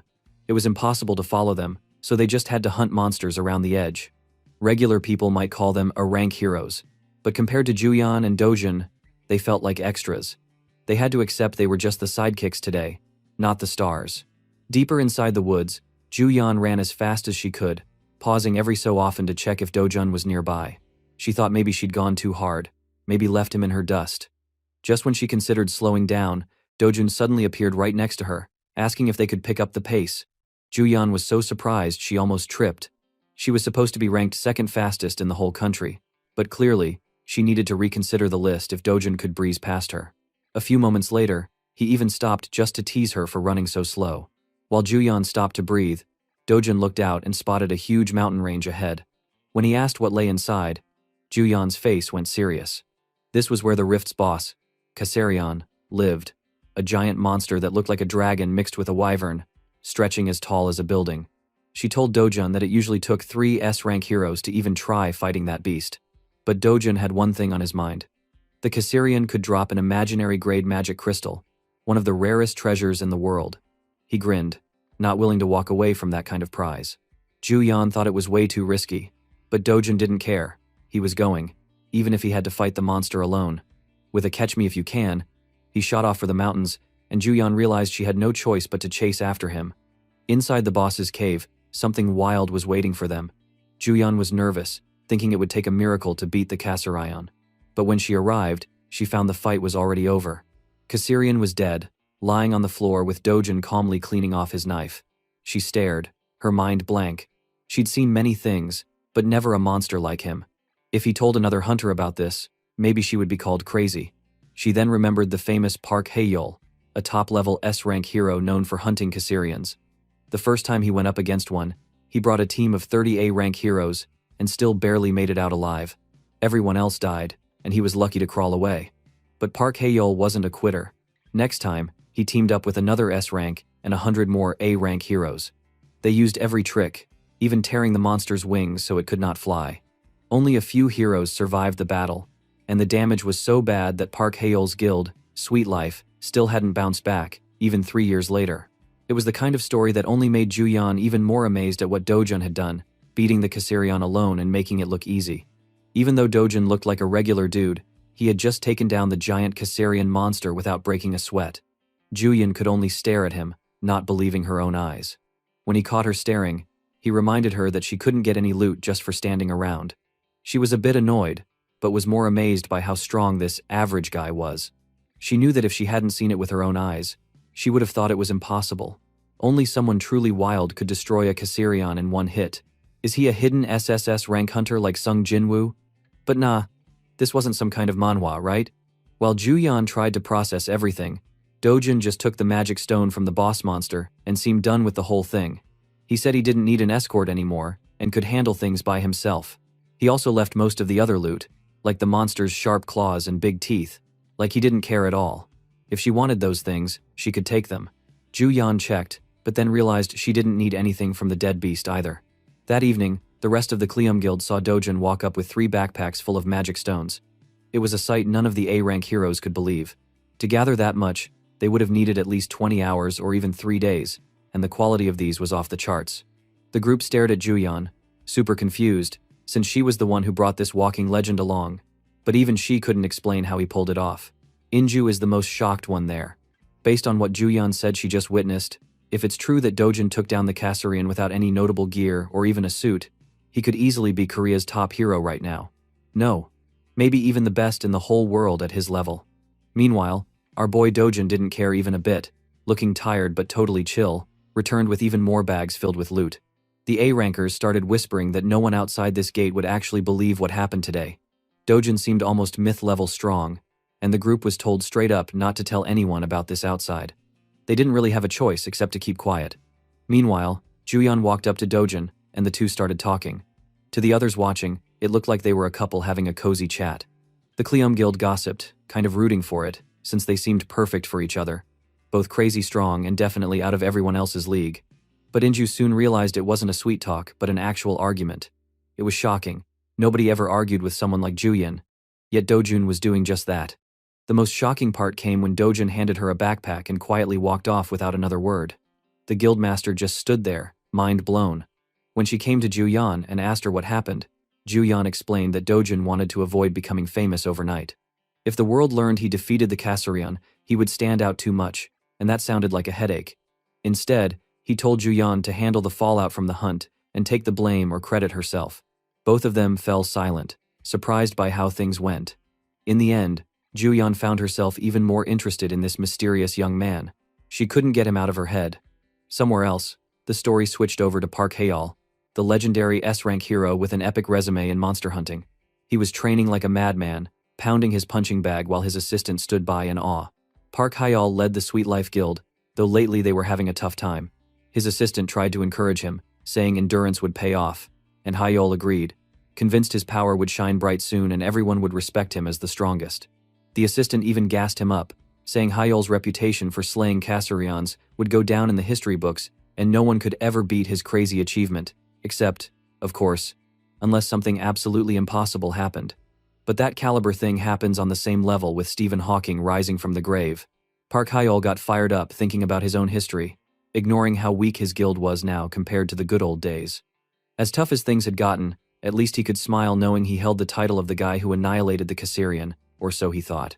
His loyal servant agreed with a nod, both feeling proud, while they imagined nobody could ever outdo him. Yeah, what a clown. Both of them need to play in the circus for real. While everyone chatted about the country's top heroes, the story suddenly moved to Yongpyo's office. He was reading a report about what happened between Dojin and his cousin Cheol-woo, including all the wild details of the beatdown. Even though Cheol-woo wanted to trap Dojin inside a gate forever, the plan totally backfired. Instead, Dojin awakened new strength and turned the tables. Yongpyo also learned that the one who asked for the hit job was none other than Chairman Haiju, the top boss among Korea's super rich people. At first, Yongpyo thought it was strange that she wanted to target Dojin, but then he found out Dojin was actually her stepson. When Dojin was only 7, he joined the family. But after Chairman Haiju's own child was born, Dojin got tossed out without a second thought. Hearing this made Yongpyo smirk, thinking that even loads of money couldn't keep someone with the same blood from getting the boot if the family didn't want them. When talk turned to payment, Yongpyo heard the job was only worth 3 billion won. To a guy like him, that was nothing. On top of that, Cheol-woo was now half dead after his fight with Dojin, with burns, bruises, and even loss of his eyesight. He wasn't just beaten, his whole future was ruined. Yongpyo actually respected Dojin's savagery a bit, feeling that he might have even gone farther himself and broken a few more bones for good measure. Anyone who thought Yongpyo was only a little bad now saw he was just as twisted as his cousin. I want to slap his face together with Cheol-woo, the goblin-looking guy. As they went over the details, someone brought up that Juyan had also been at the scene and might have helped Dojin out. That definitely caught Yongpyo's attention. He pushed for more info, wondering what the deal was between Dojin and Juyeon. Sadly, his own assistant was clueless. The police had closed the case with hardly any explanation. Yongpyo hated not knowing, so he went off at his assistant, yelling at him to dig up dirt on their relationship. He was convinced Juyeon and Dojun had some hidden agreement. The assistant ran for his life, determined to find something before he lost his mind completely. After all that, Yongpyo just paced around, smashing things in frustration, thinking about how Chairman Haiju's people would come running to him now that Cheol-woo had failed. He couldn't wait for the call. After all, Chairman Haiju had deep pockets, and money always made things fun for a greedy villain like him. Meanwhile, Dojin was just heading home after a long day of raiding monsters. He actually enjoyed hunting in a rift instead of a regular gate. It was easier to get rich, even if it made everything more complicated with Juyeon. He remembered that she had warned him. If she sell the crystal, people gonna talk about this, and they would definitely come sniffing around, trying to figure out who took down the Kasurian. She'd agreed to keep all the monster loot hidden for now. If Dojin wanted to become famous, she could easily leak the news out, but for now, she'd stash the treasure. Dojin had tossed her the bag so she could handle it all, keeping his own name out of trouble. Still, he realized he'd need a new way into rift zones that didn't involve Juyeon, since being tied to her was asking for headaches. At least he could look forward to a good night's sleep, since Chairman Huang had hooked him up with a fancy new house. Dojin was feeling pretty chill, until he noticed a bunch of unknown shoes outside the door. That usually meant trouble. He walked in and saw a room full of men in suits, who were clearly here for business. Their boss, who looked like a tired version of Nanami from Jujutsu Kaisen, was staring hard at him. Little Yuna saw her brother and ran over, but Dojin was just plain confused. As it turned out, the group's leader was Prosecutor Park. He quickly explained that because of Dojin's connection to Chairman Huang, Dojin was now under emergency arrest. They said he'd been part of an illegal money lending ring run by the shady CEO of HCS Capital. Just like that, Dojun's wild adventure had turned into one big mess. Dojun decided to play it cool when the police busted him. He let himself get handcuffed and dragged into a boring interrogation room, all because of that crazy loan shark drama with Chairman Huang. While Dojun waited, he overheard an annoying voice outside. It was the prosecutor, and that guy acted like he ran the place. He told someone on the phone that both Dojun and Chairman Huang were being good boys in custody. Bro even thanked the person for helping his daughter study abroad. Like, what a licking someone ass move. The prosecutor then walked in, flapping his mouth about cleaning up society's trash. He said he had always wanted to lock up bad guys since he was a kid. In the end, he thanked Chairman Heju and made her rest assured. After that nonsense, he slapped a huge stack of paper on the table, acting like he had a mountain of dirt on poor Dojun. He bragged that, with all this evidence, Dojun could go to jail for at least 10 years. Plus, he already got statements from Huang Chang-sop to make sure everyone involved go to jail for real. Dojun just didn't care. He sat there looking bored. The prosecutor got mad at being ignored and started cursing. Then Dojun hit the real issue. He asked if Chairman Heju was behind this weak arrest. That question totally shook the prosecutor, but he pretended to not even know the name. Dojun thought these clowns must have already joined forces with Chang-sop's side. He came here peacefully, but even he knew things could get ugly fast if he took action. The prosecutor tried to act tough, saying people in his job weren't pushovers. But then Dojun released a tiny bit of scary, killing intent his way. Bro, that worked too well. The prosecutor almost lost it in his pants. He could feel Dojun's glare deep in his bones. Embarrassed, he wanted to slap Dojun, but just before things got stupid, an intern called him out of the room for something urgent. Turns out, there was a big problem with Dojun's records. The hero detector in the building said he was just a plain old guy, not a hunter. Even after double-checking, it still called him normal. But how could a normal dude get mixed up in these superhuman disasters? The prosecutor wondered if their info was wrong, but since it all came from Chairman Heju's company, there's no way it's wrong. Now Dojun looked like a total mystery. The staff didn't even know if they could charge a regular civilian for superhero-level messes. In his head, Dojun was having a good laugh. If he wanted, he could shred these cuffs and tear the whole building apart. If that blew up, well, maybe he could just take Grandma and Yuna and bounce out of the country. Dude had backup plans for days. But before things got wild, Hyun Ju-yeon walked in. She came looking businesslike, ready to help. Thank God our girl comes. Dude literally about to destroy this shitty place. Ju-yeon wanted to know why he was locked up, and Dojun said he really didn't know. She told him it wasn't a great time to cause trouble. She understood exactly what kind of crazy power this guy really had. She didn't want chaos. Honestly, Ju-yeon had no reason to mess with boring laws today, but she truly believed Dojun was innocent. She told him the Hero Association would start an investigation anyway. They would find out about his fake hero license and dig into the Mappo Rift case. But after all of that, Dojun asked what he cared most about, which is his family, so he wondered how they were doing. Ju-yeon felt like she was his personal secretary, but when she saw his intense, I'm serious face, she said they are safe and promised to take care of them. Leaving the room, she decided to act like his lawyer. Dojun said she owed him, and weirdly, she liked being needed for once. She made sure Dojun knew she would fix this, fast. Wow, look at our girl blushing. And man, she wasn't joking. Ju-yeon didn't try to prove Dojun was innocent with boring paperwork. Nope, she just dug up and exposed a bunch of crimes the prosecutor had done. The guy got fired on the spot, and suddenly the investigation was way smoother. Dojun was found innocent of all that loan shark stuff, but he still got in trouble for faking his hero license. Thanks to Ju-yeon, it only ended up being probation. That was actually a huge win. On the way home, while Ju-yeon drove, they heard a crazy news report on the radio. Some scary monster in England was smashing stuff. It looked like a giant mantis, super crazy eyes, jumping around. The second Dojun heard the description, he knew it was a Macasian. Ju-yeon almost crashed the car. Only top heroes should know about that monster. But Dojun just knew everything for no reason. She wondered who this dude really was. Seriously, how could a guy know so much about monsters? Dojun thought that killing a monster would make them drop magic stones, and the stones give monster info. On Earth, technology did the job. In his old world, it was magic. So yeah, he basically knew all monster secrets. He even said Macasians could be stopped with red flower ant juice.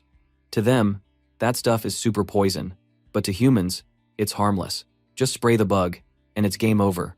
Easy. Ju-yeon got really serious. This dude was just full of mysteries.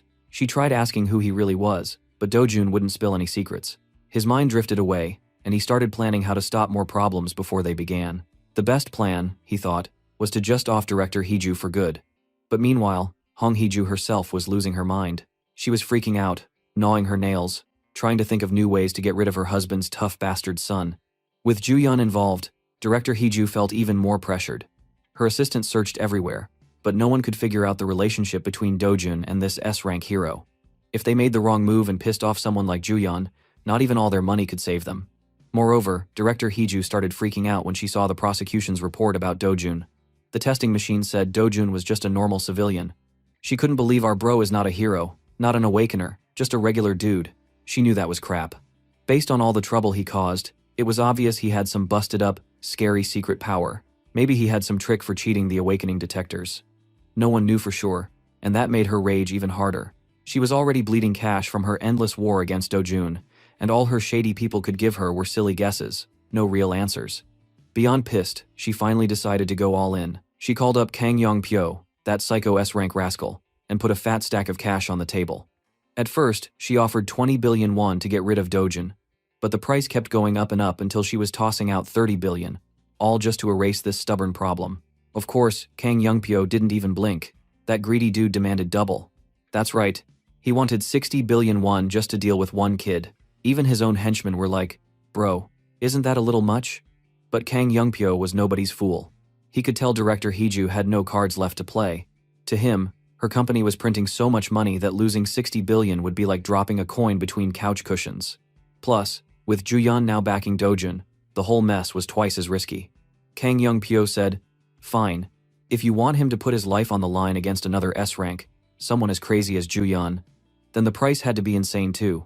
Kang Yong-pyo's underling agreed. He said that Ju-yeon was no joke, yet the boss suddenly got salty being compared to another S-rank. He started yelling that he could smack Ju-yeon down in 20 minutes flat. His goon definitely didn't want to get on his boss's bad side, so he quickly changed the subject. Anyway, Kang Yong-pyo now had business both with Director Hee-ju and the Hero Association. He was also trying to cut a deal before flying to the UK with Korea's hero team, since the country planned to send its top fighters to help the Brits squash their giant bug problem. But the Hero Association was stubborn. They weren't throwing out big paychecks for this one, so to be honest, he didn't want to go. Yet, they made the team up public, so no S-rank heroes could back out without looking like total cowards. So now, in 3 days, South Korea's best heroes, and a few from Japan too, would jump into the battlefield in England. Kang Yong-pyo figured there was at least one silver lining. He could meet up with his old pal Takashi from Japan's hero squad. Still, nobody had figured out how to handle those Macassian bugs. Finding their weakness would turn any hero into the world's #1 superstar overnight. With these, this Yong-pyo the clown thought he could be that one hero. "Keep dreaming, bro. I bet you're gonna be slapped by our MC in the next minute." Meanwhile, things in England were getting spicy. Those Macassians were marching towards Cambridge, and even the strongest British heroes were struggling. The Brits put together a solid hero team, old school but pretty badass. The frontliners did their best. Their magic users blasted away at the Macassians' armor, and sword users went in to finish the job, getting bug juice all over the street. After a tough battle, they took down their first Macassian. Just to be sure, they chopped off its head. But dang, beating one of those monsters almost totally drained the whole team. And right when the heroes tried to catch their breath, more Macassians crawled out. The British team got swarmed by a wave of monsters, and even the best of them couldn't hang on. That night, the UK's top heroes went down swinging, but it was a massacre. They tried everything. But with no info about these bugs, they were basically doomed. Now the bugs started crawling towards London. Cambridge fell, and the road to the capital looked wide open. Only 60 kilometers stood between London and a herd of killer mantises. Things looked mega bleak. I can hear 2012 soundtrack coming over from that way, fellas. But just as things hit rock bottom, the sky opened up. Seriously, something bright came raining down on the bugs. This freaky fluid splashed over all of the Macassians, and boom! The bugs started freaking out. Their bodies seized up as if someone hit the pause button. In just a few seconds, they dropped like dead weight. Up in the sky, a helicopter hovered over the battlefield. Inside, the joint hero team from Korea and Japan watched as the bugs dropped like flies. Every hero on board stared in shock. How was this easy solution even possible? It was all because of Ju-yeon's idea. She used red flower ant sap, something bugs hated but people could touch safely. The Macassians turned into paralyzed, useless chunks in no time. On the copter, Kang Yong-pyo watched Ju-yeon with suspicion. He didn't buy that she just guessed the trick. Still, facts were facts. Her idea worked, big time. Ju-yeon barked out orders, telling everyone to get ready to skydive down and finish the cleanup. Everybody respected her now. They dove off the chopper straight into the bug zone, ready to end the invasion for good. After this epic showdown, the whole world exploded with news about the British rescue. Back home in Korea, the hype could not be bigger. Media, fans, even old grannies were squeezed into the airport, hoping to get a look at their national hero. Reporters scrambled for interviews. Ju-yeon was the woman of the hour, the legend who found the true weakness and led the whole operation. She basically saved the UK from total disaster. Word got out that the British royal family even knighted her before she left. Seriously cool stuff. Ju-yeon was used to being famous, but even she felt overwhelmed by all the love and noise today. Right behind her was Kang Young-pyo, trying way too hard to look cool and important, even though his haircut was a whole disaster. The crowd cheered for both of them, but only one was a real goat. Kang Young-pyo got all this praise for killing most of the Macassians in England. But let's keep it real. Those bugs were already paralyzed and helpless, so his victory wasn't nearly as epic as he made it out to be. There was a whole army of about 200 heroes involved. Korea's squad was the real reason the UK was still standing at all. News about their battle and the secret bug killer, Red Flower Ant Sap, was everywhere. While walking around, Dojun overheard the news on a giant screen. He actually paused for a second. It was pretty cool to see Ju-yeon using his tip about the bugs. But then Kang Young-pyo's smug face popped up on the jumbotron. That dude looked like a problem. Dojun would have to handle himself one day. Meanwhile, inside a fancy restaurant, Dojun was having coffee with our queen, Ju-yeon. She brought a mountain of gifts for Yuna, Grandma, and even Dojun himself. She told him not to open them yet, but Dojun didn't care. He peeked and found some really nice clothes. Ju-yeon just wanted to say thanks for the bug info. Compared to the wild fame and rewards she got, buying him some clothes was like loose change. She even promised him a car or anything else he wanted next time. Bro really unlocked sugar mommy mode. She tried, of course, to ask where Dojun got his insider info on the Macassians, but, you guessed it, Dojun wasn't saying anything at all. So she switched topics and asked about his plans. Ju-yeon probably expected some hero talk or revenge drama, because if Dojun picked a fight with people like director Heeju or Kang Young-pyo, stuff could get wild. But Dojun was way simpler. He just wanted to buy a better home for his family. The one they had was rented, after all. While these two were reconnecting nicely, Kang Young-pyo was having his own post-mission party. Dude was chilling at a pool, surrounded by girls and all his excited fans, but he couldn't stop thinking about Ju-yeon. Something about her had changed. Now she was too competent, too mysterious, and Young-pyo didn't trust how she learned the Macassian weakness. Even on the flight back from England, he tried to poke info out of her. He teased that she stepped up for Dojun during the prosecutor mess, and he mentioned how she was at the scene when Cheol-woo, his dumb cousin, got destroyed. Ju-yeon kept her cool and told Young-pyo that Cheol-woo's downfall was his own fault.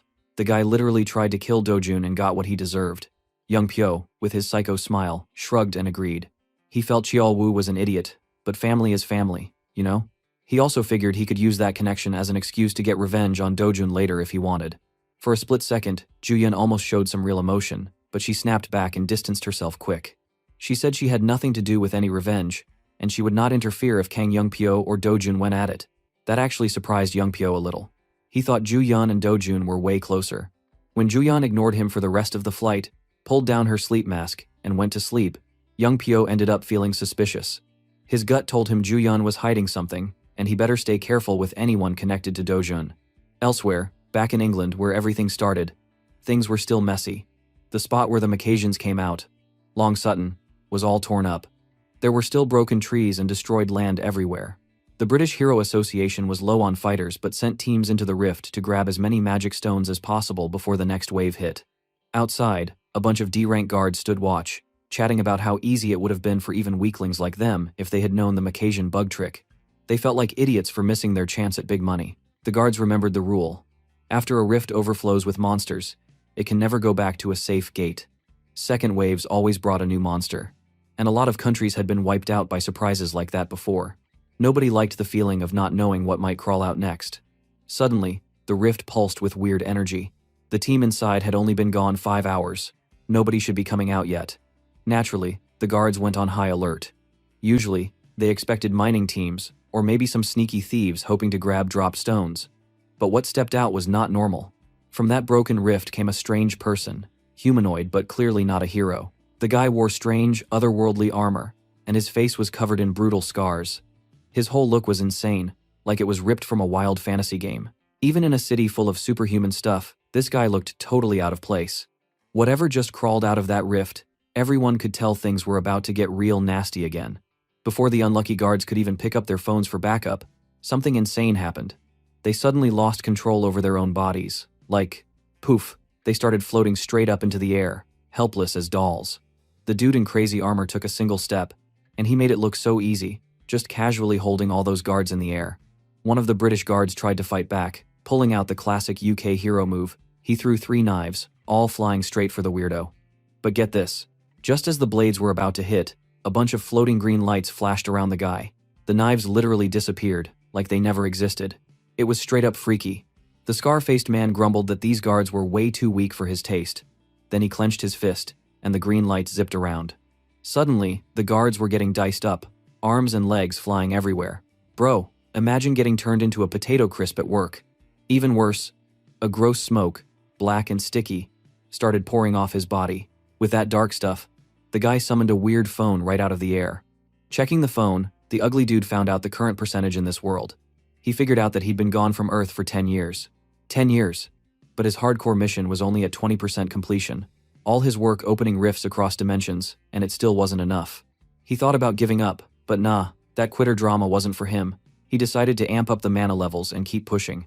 But first, he wanted to clean up this shitty place, maybe get rid of all the weaklings. That gave him a twisted little smile. Meanwhile, halfway across the world in South Korea, life was way more chill. Dojun was out on another one of his farming runs in Paju, just doing his thing and totally clueless about the psycho in England. With only his backpack, Dojun stepped into the off-limits area, cool as always. Suddenly, his super senses tingled. He felt weird vibrations under the ground. He knew exactly what that meant. Gross worm monsters. These things burst out with bodies covered in nasty metal spikes and mouths full of razor fangs. Dojun stood right in the middle of all that action, looking bored. Instead of looking at the monsters, he just checked out the tunnels they left. One quick glance, and he figured out there were about 26 worms below, spread out in 100 meters. That's some next-level IQ, dude. I'm impressed. Dojun got a wicked smile and powered up some mana in his hand. He wanted to see how many worms could even survive just his first magic attack. He fired the energy blast right down the hole, then waited. Silence then. Boom. Explosions went off all around, blasting debris and flames everywhere. Those worms below? They got cooked and shot out of the ground, flopping around on fire. With this style, Dojun didn't have to get dirt all over his drip. He was all about working smart, not hard. Back in the city, things were tense in a big, fancy office. Deputy Director Min Honki and his boss, Na Tae-wang, from the Korea Hero Association, were having a serious meeting. Their main problem? So Dojun. None of their hero meters could even measure his strength. Some bigwigs thought it was dangerous for someone that busted to be roaming around unleashed. He wanted Dojun to answer all the association questions, no matter what it is. The deputy read out the report. Ever since Kang Cheol-woo tried to get rid of Dojun in a gate, everything got weird. Dojun somehow survived, came back way stronger, and dealt brutal payback. He shut down the Mappo Rift solo. Sure, he played rough, but he always seemed to have a solid reason. In short, Seo Dojun wasn't just strong, he was all but unstoppable. Na Tae-wang said wild untamed power was the toughest to manage. But hey, at least this wild horse was now inside their stable. They found out why this meeting happened. Dojun requested a hero license. And not just any license. Because he had a guarantor, none other than the country's favorite, Juyeon. He got special treatment. The association old-timers couldn't believe it. But there was no way they wanted to cross Juyeon. With her superstar power, they rushed through the process in record time. Just like that, Seo Dojun was officially South Korea's 8th S-rank hero. And he hadn't even set foot inside the association office. Yeah, absolutely nepotism. With this new status, he could now hunt wherever he wanted. No more rules or babysitting. Absolute freedom. Just an hour later, word of Dojun's latest mayhem, the Flaming Worm Massacre in Paju, reached the big boss at the Hero Association. Instead of being scared, the director just laughed. He liked having a new S-ranker, living up to the hype. Ordinary heroes needed a whole squad to clear a rift like that.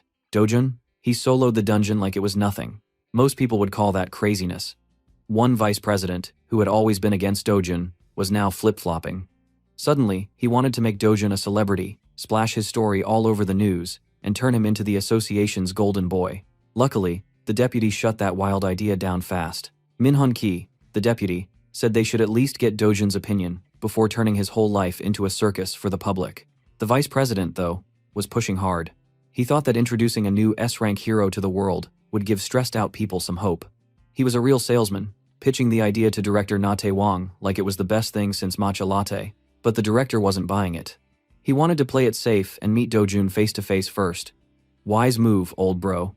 You are safe from Dojun's slap for now at least. Meanwhile, Dojun was still busy in his own Monday is murder monsters mode. He hacked through another unlucky worm with total ease.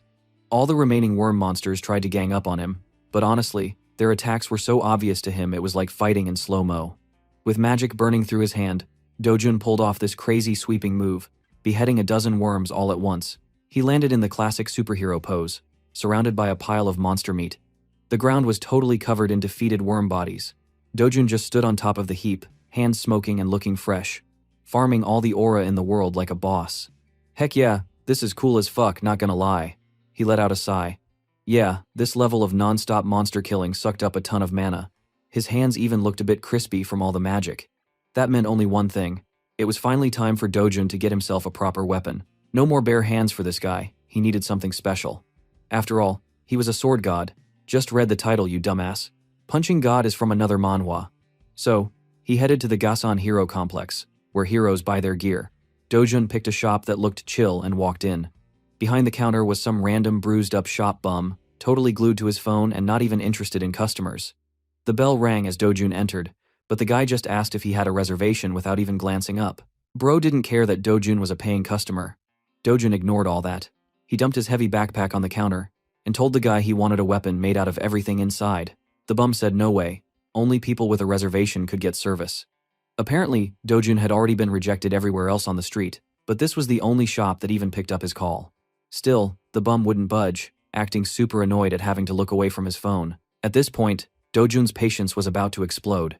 He grabbed the guy by the collar, asking who the boss of the shop was. The bum claimed his dad was the owner, so Dojun told him to call the higher up as soon as possible. He didn't come here for nothing. He came because someone he trusted, Ju Yan, by the way, recommended this place. The bum eventually slunk off and went to get his father after hearing our girl name. Soon out came the real craftsman, an old dude in a funky welding mask, Choi Cheol Guang, a master at making hero weapons. Dojun told him straight up that Ju Yan sent him, and both father and son immediately realized this was no ordinary customer.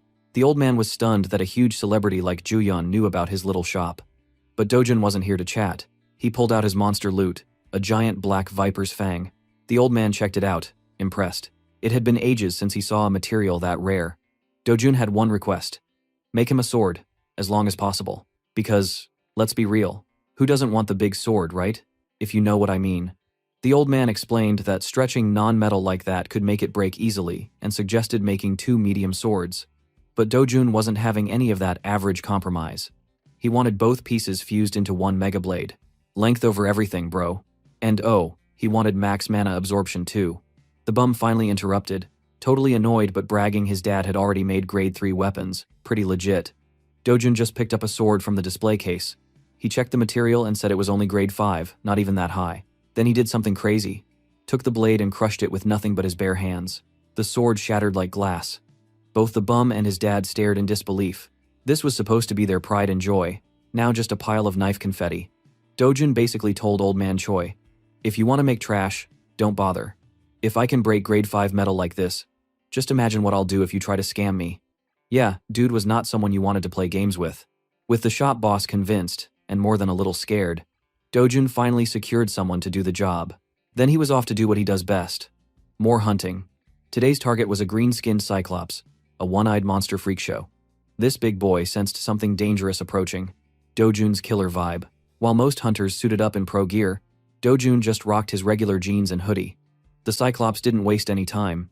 He tried to stomp on Dojun from the start.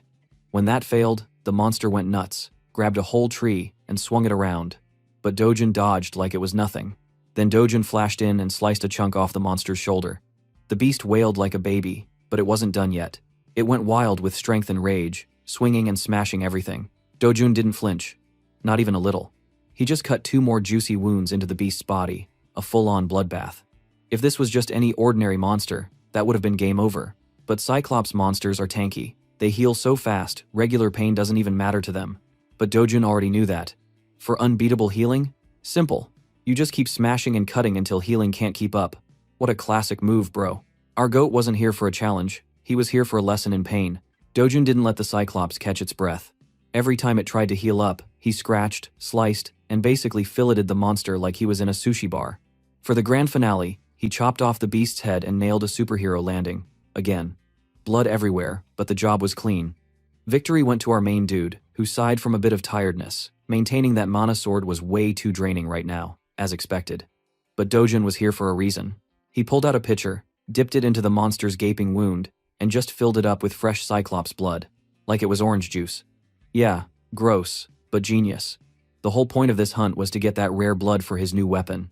When he got back to the hero district at sunset, the same bored shop bum was at the counter. Dojun plopped the pitcher of blood down and told the guy, without a word wasted, to give it to his dad. With this plus the 2 black viper fangs, the sword could finally be made right. He didn't bother explaining, he just left. Everything needed for the blade was now in the shop's hands, but for the best mana absorption, he still needed one secret ingredient. And there was only one spot on Earth to find it. While Dojun mapped out where to get his last rare material, his S-ranked sugar mommy, Juyeon, was on relax mode. Well, trying to be anyway. While chilling during her vacation, she answered an important call from our boy. They both talked something about Brazil. After the call, Jong and Ju dropped a bomb. The association had picked Brazil as the next place for a hero mission. The Brazilians had basically admitted defeat. Their rift is so wild, their government and hero squad gave up on handling it alone. For Korea, that meant money, danger, and a ton of rare monster loot up for grabs. Inju urged Juyeon to bring her friend. She was totally hinting at Dojun, the guy who fought the Caesarian with her and maybe had a little romantic thing going on. Inju thought it'd be great for the new S-rankers to team up. After a lot of teasing, she finally got Juyeon to promise she'd accept the Brazil mission. But would Dojun actually come? Total mystery. Back in the Gasan Hero Complex, Old Man Choi was stunned by Dojun's weird genius. He never would have believed monster blood could melt and fuse viper fangs together like that. With the Cyclops juice, he could make a blade as long as Dojun wanted, almost 180 centimeters. Bro, that's taller than you guys. Now that's a sword. Dojun wanted it two-handed but still usable in one hand, and he said, make it 5 kilos heavy. The old craftsman warned, bro, that's no joke to swing with one hand. You won't just use it once or twice. Dojun didn't care. Those were his specs, and he stuck to them. Old Man Choi guessed it'd take 1 month to make and should hit grade 7 on mana absorption. Still, Dojun thought that wasn't enough. He needed the final boss level upgrade with that secret ingredient. He told the craftsman to just get the shape ready, and he'd bring the magic bling for the power boost later. Choi thought he knew what rare stuff Dojun was talking about and got legit nervous just thinking about it. A few days later, Dojun met Juyeon in the city. Just like she promised, she showed up with a brand new car for him. He stared at his fancy new ride and thanked her. And right there, Juyeon actually blushed hard, like the top hero of the country was suddenly a shy schoolgirl. Juyeon insisted, honestly, this was the tiniest reward for the insane tip he gave her. $1 million for a car? Chump change compared to what she gained. While Dojun admired his new wheels, Juyeon asked about his meeting with the stuffy old Hero Association executive. Dojun told her grumpily that the old dudes wanted to make his life public, but he demanded a super fat payout from them first. He kind of respected President Na Tae-wong's vision, but didn't like the political games. In the end, negotiation failed, and Dojun walked. Once his car check was done, Dojun hopped in, and Juyeon wasted no time jumping in the passenger seat. While they buckled up, Juyeon told him about the Brazil operation prep. The second he heard Brazil, Dojun kind of zoned out, locked in on her face, and softly asked if she was going. Juyeon stammered yes, then Dojun straight up invited her to go together. His Brazilian riz was next level, because Juyeon immediately went red in the face. Bro had the strongest game in the country. Meanwhile, across town, there was another person seeing red because of Dojun. The evil rich witch, Director Heeju, was getting strung along by scammer-in-chief Kang Young-pyo. He was guzzling up more of her money, demanding bigger payments for the operation, and he hadn't even tried to kill Dojun yet. Director Heeju was losing it, thinking about dumping him and just hiring some random killer for the job.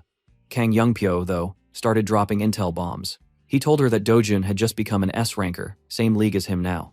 Director Heeju thought it was impossible. The weak kid she banished was now a world-class hero? Kang Young-pyo told her to catch up. He spent big cash on this info, and if she didn't believe it, just wait until Dojun walked into her place and handled business personally. Killing her, of course. That scared the life out of that witch. She begged Young-pyo not to bail, promising she'd pay whatever it took to erase Dojun from this story. But Young-pyo's mood flipped. He said, forget cash. He wanted heavy business deals with her company from now on. Director Heeju would have signed her soul just to be safe. Suddenly, Young Pyo got a message that made his eyes light up. Seemed like the universe just handed them the perfect chance to finally deal with Seo Dojun. A few days later, the whole country got swept up in a fresh wave of hero mania. News broke about another crazy overseas mission for Korea's top heroes. Social media was losing its mind. People wanted to see what would happen when 5 S-rank monsters landed in Brazil to save a country teetering on the edge. There was a lot of national pride, everybody cheering for their favorite stars. Let's check out the lineup. Jung Sung-ho, the solo carry money chaser from P Group. Park Hae-yol, a dude whose guild had pretty much crumbled, so he was showing up for the cash reward. Hyun Ju-yeon, the legend herself, still riding high after saving Britain from disaster. And of course Kang Young-pyo, the crazy one who would do almost anything for those sweet tax-free magic stones. Just scoring one of these stones could completely change a regular person's life. But the real mystery for everyone was Seo Dojun.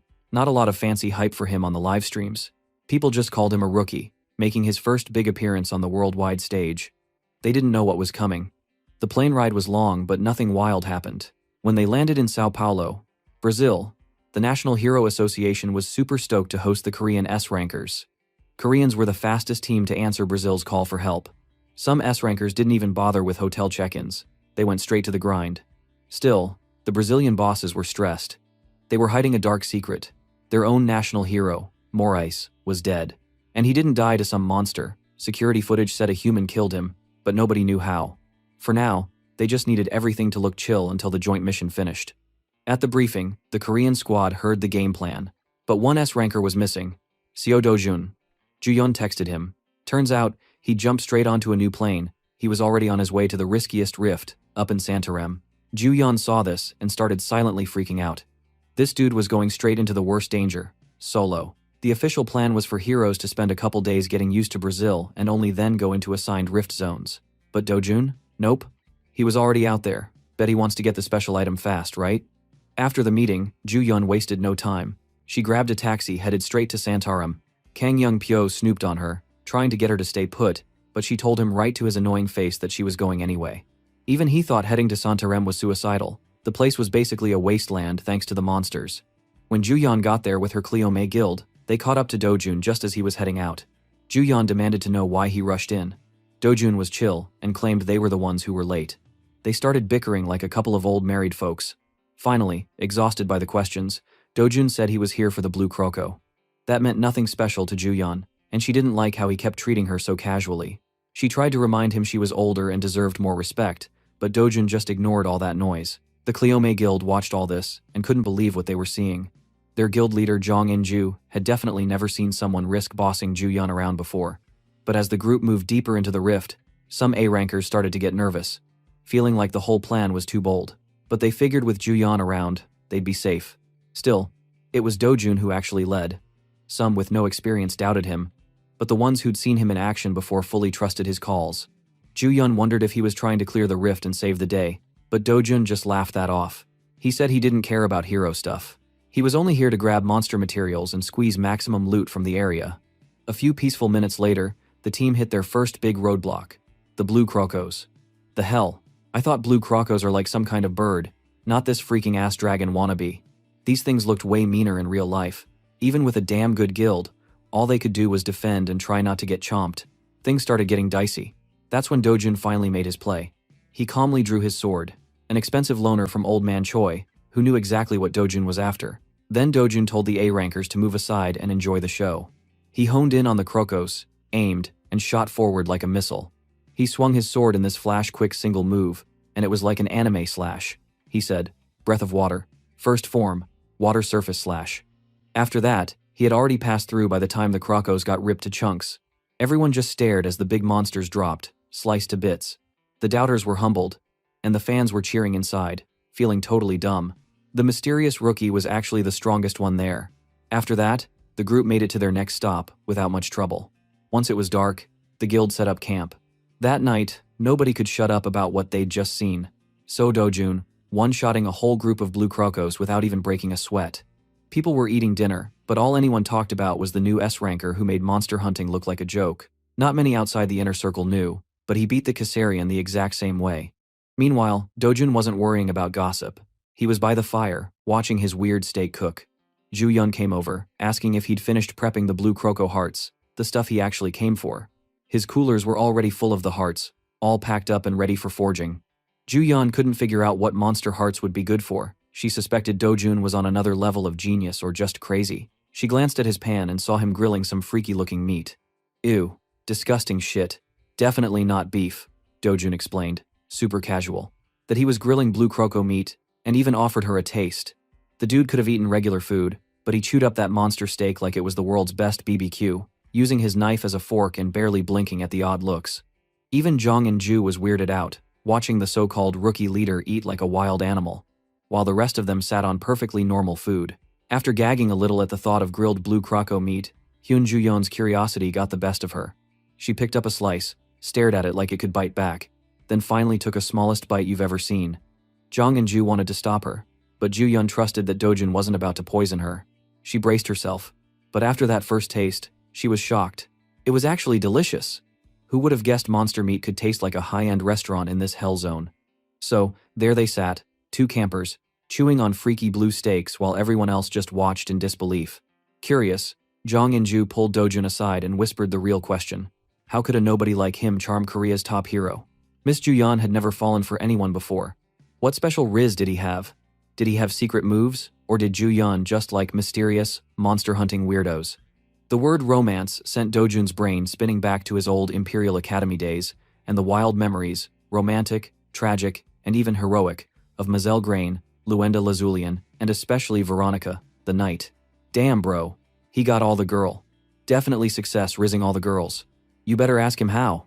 Dojun got lost in nostalgia until Inju's whisper shouting yanked him back. For his answer, Dojun said Ju-yeon was just a moth to his flame.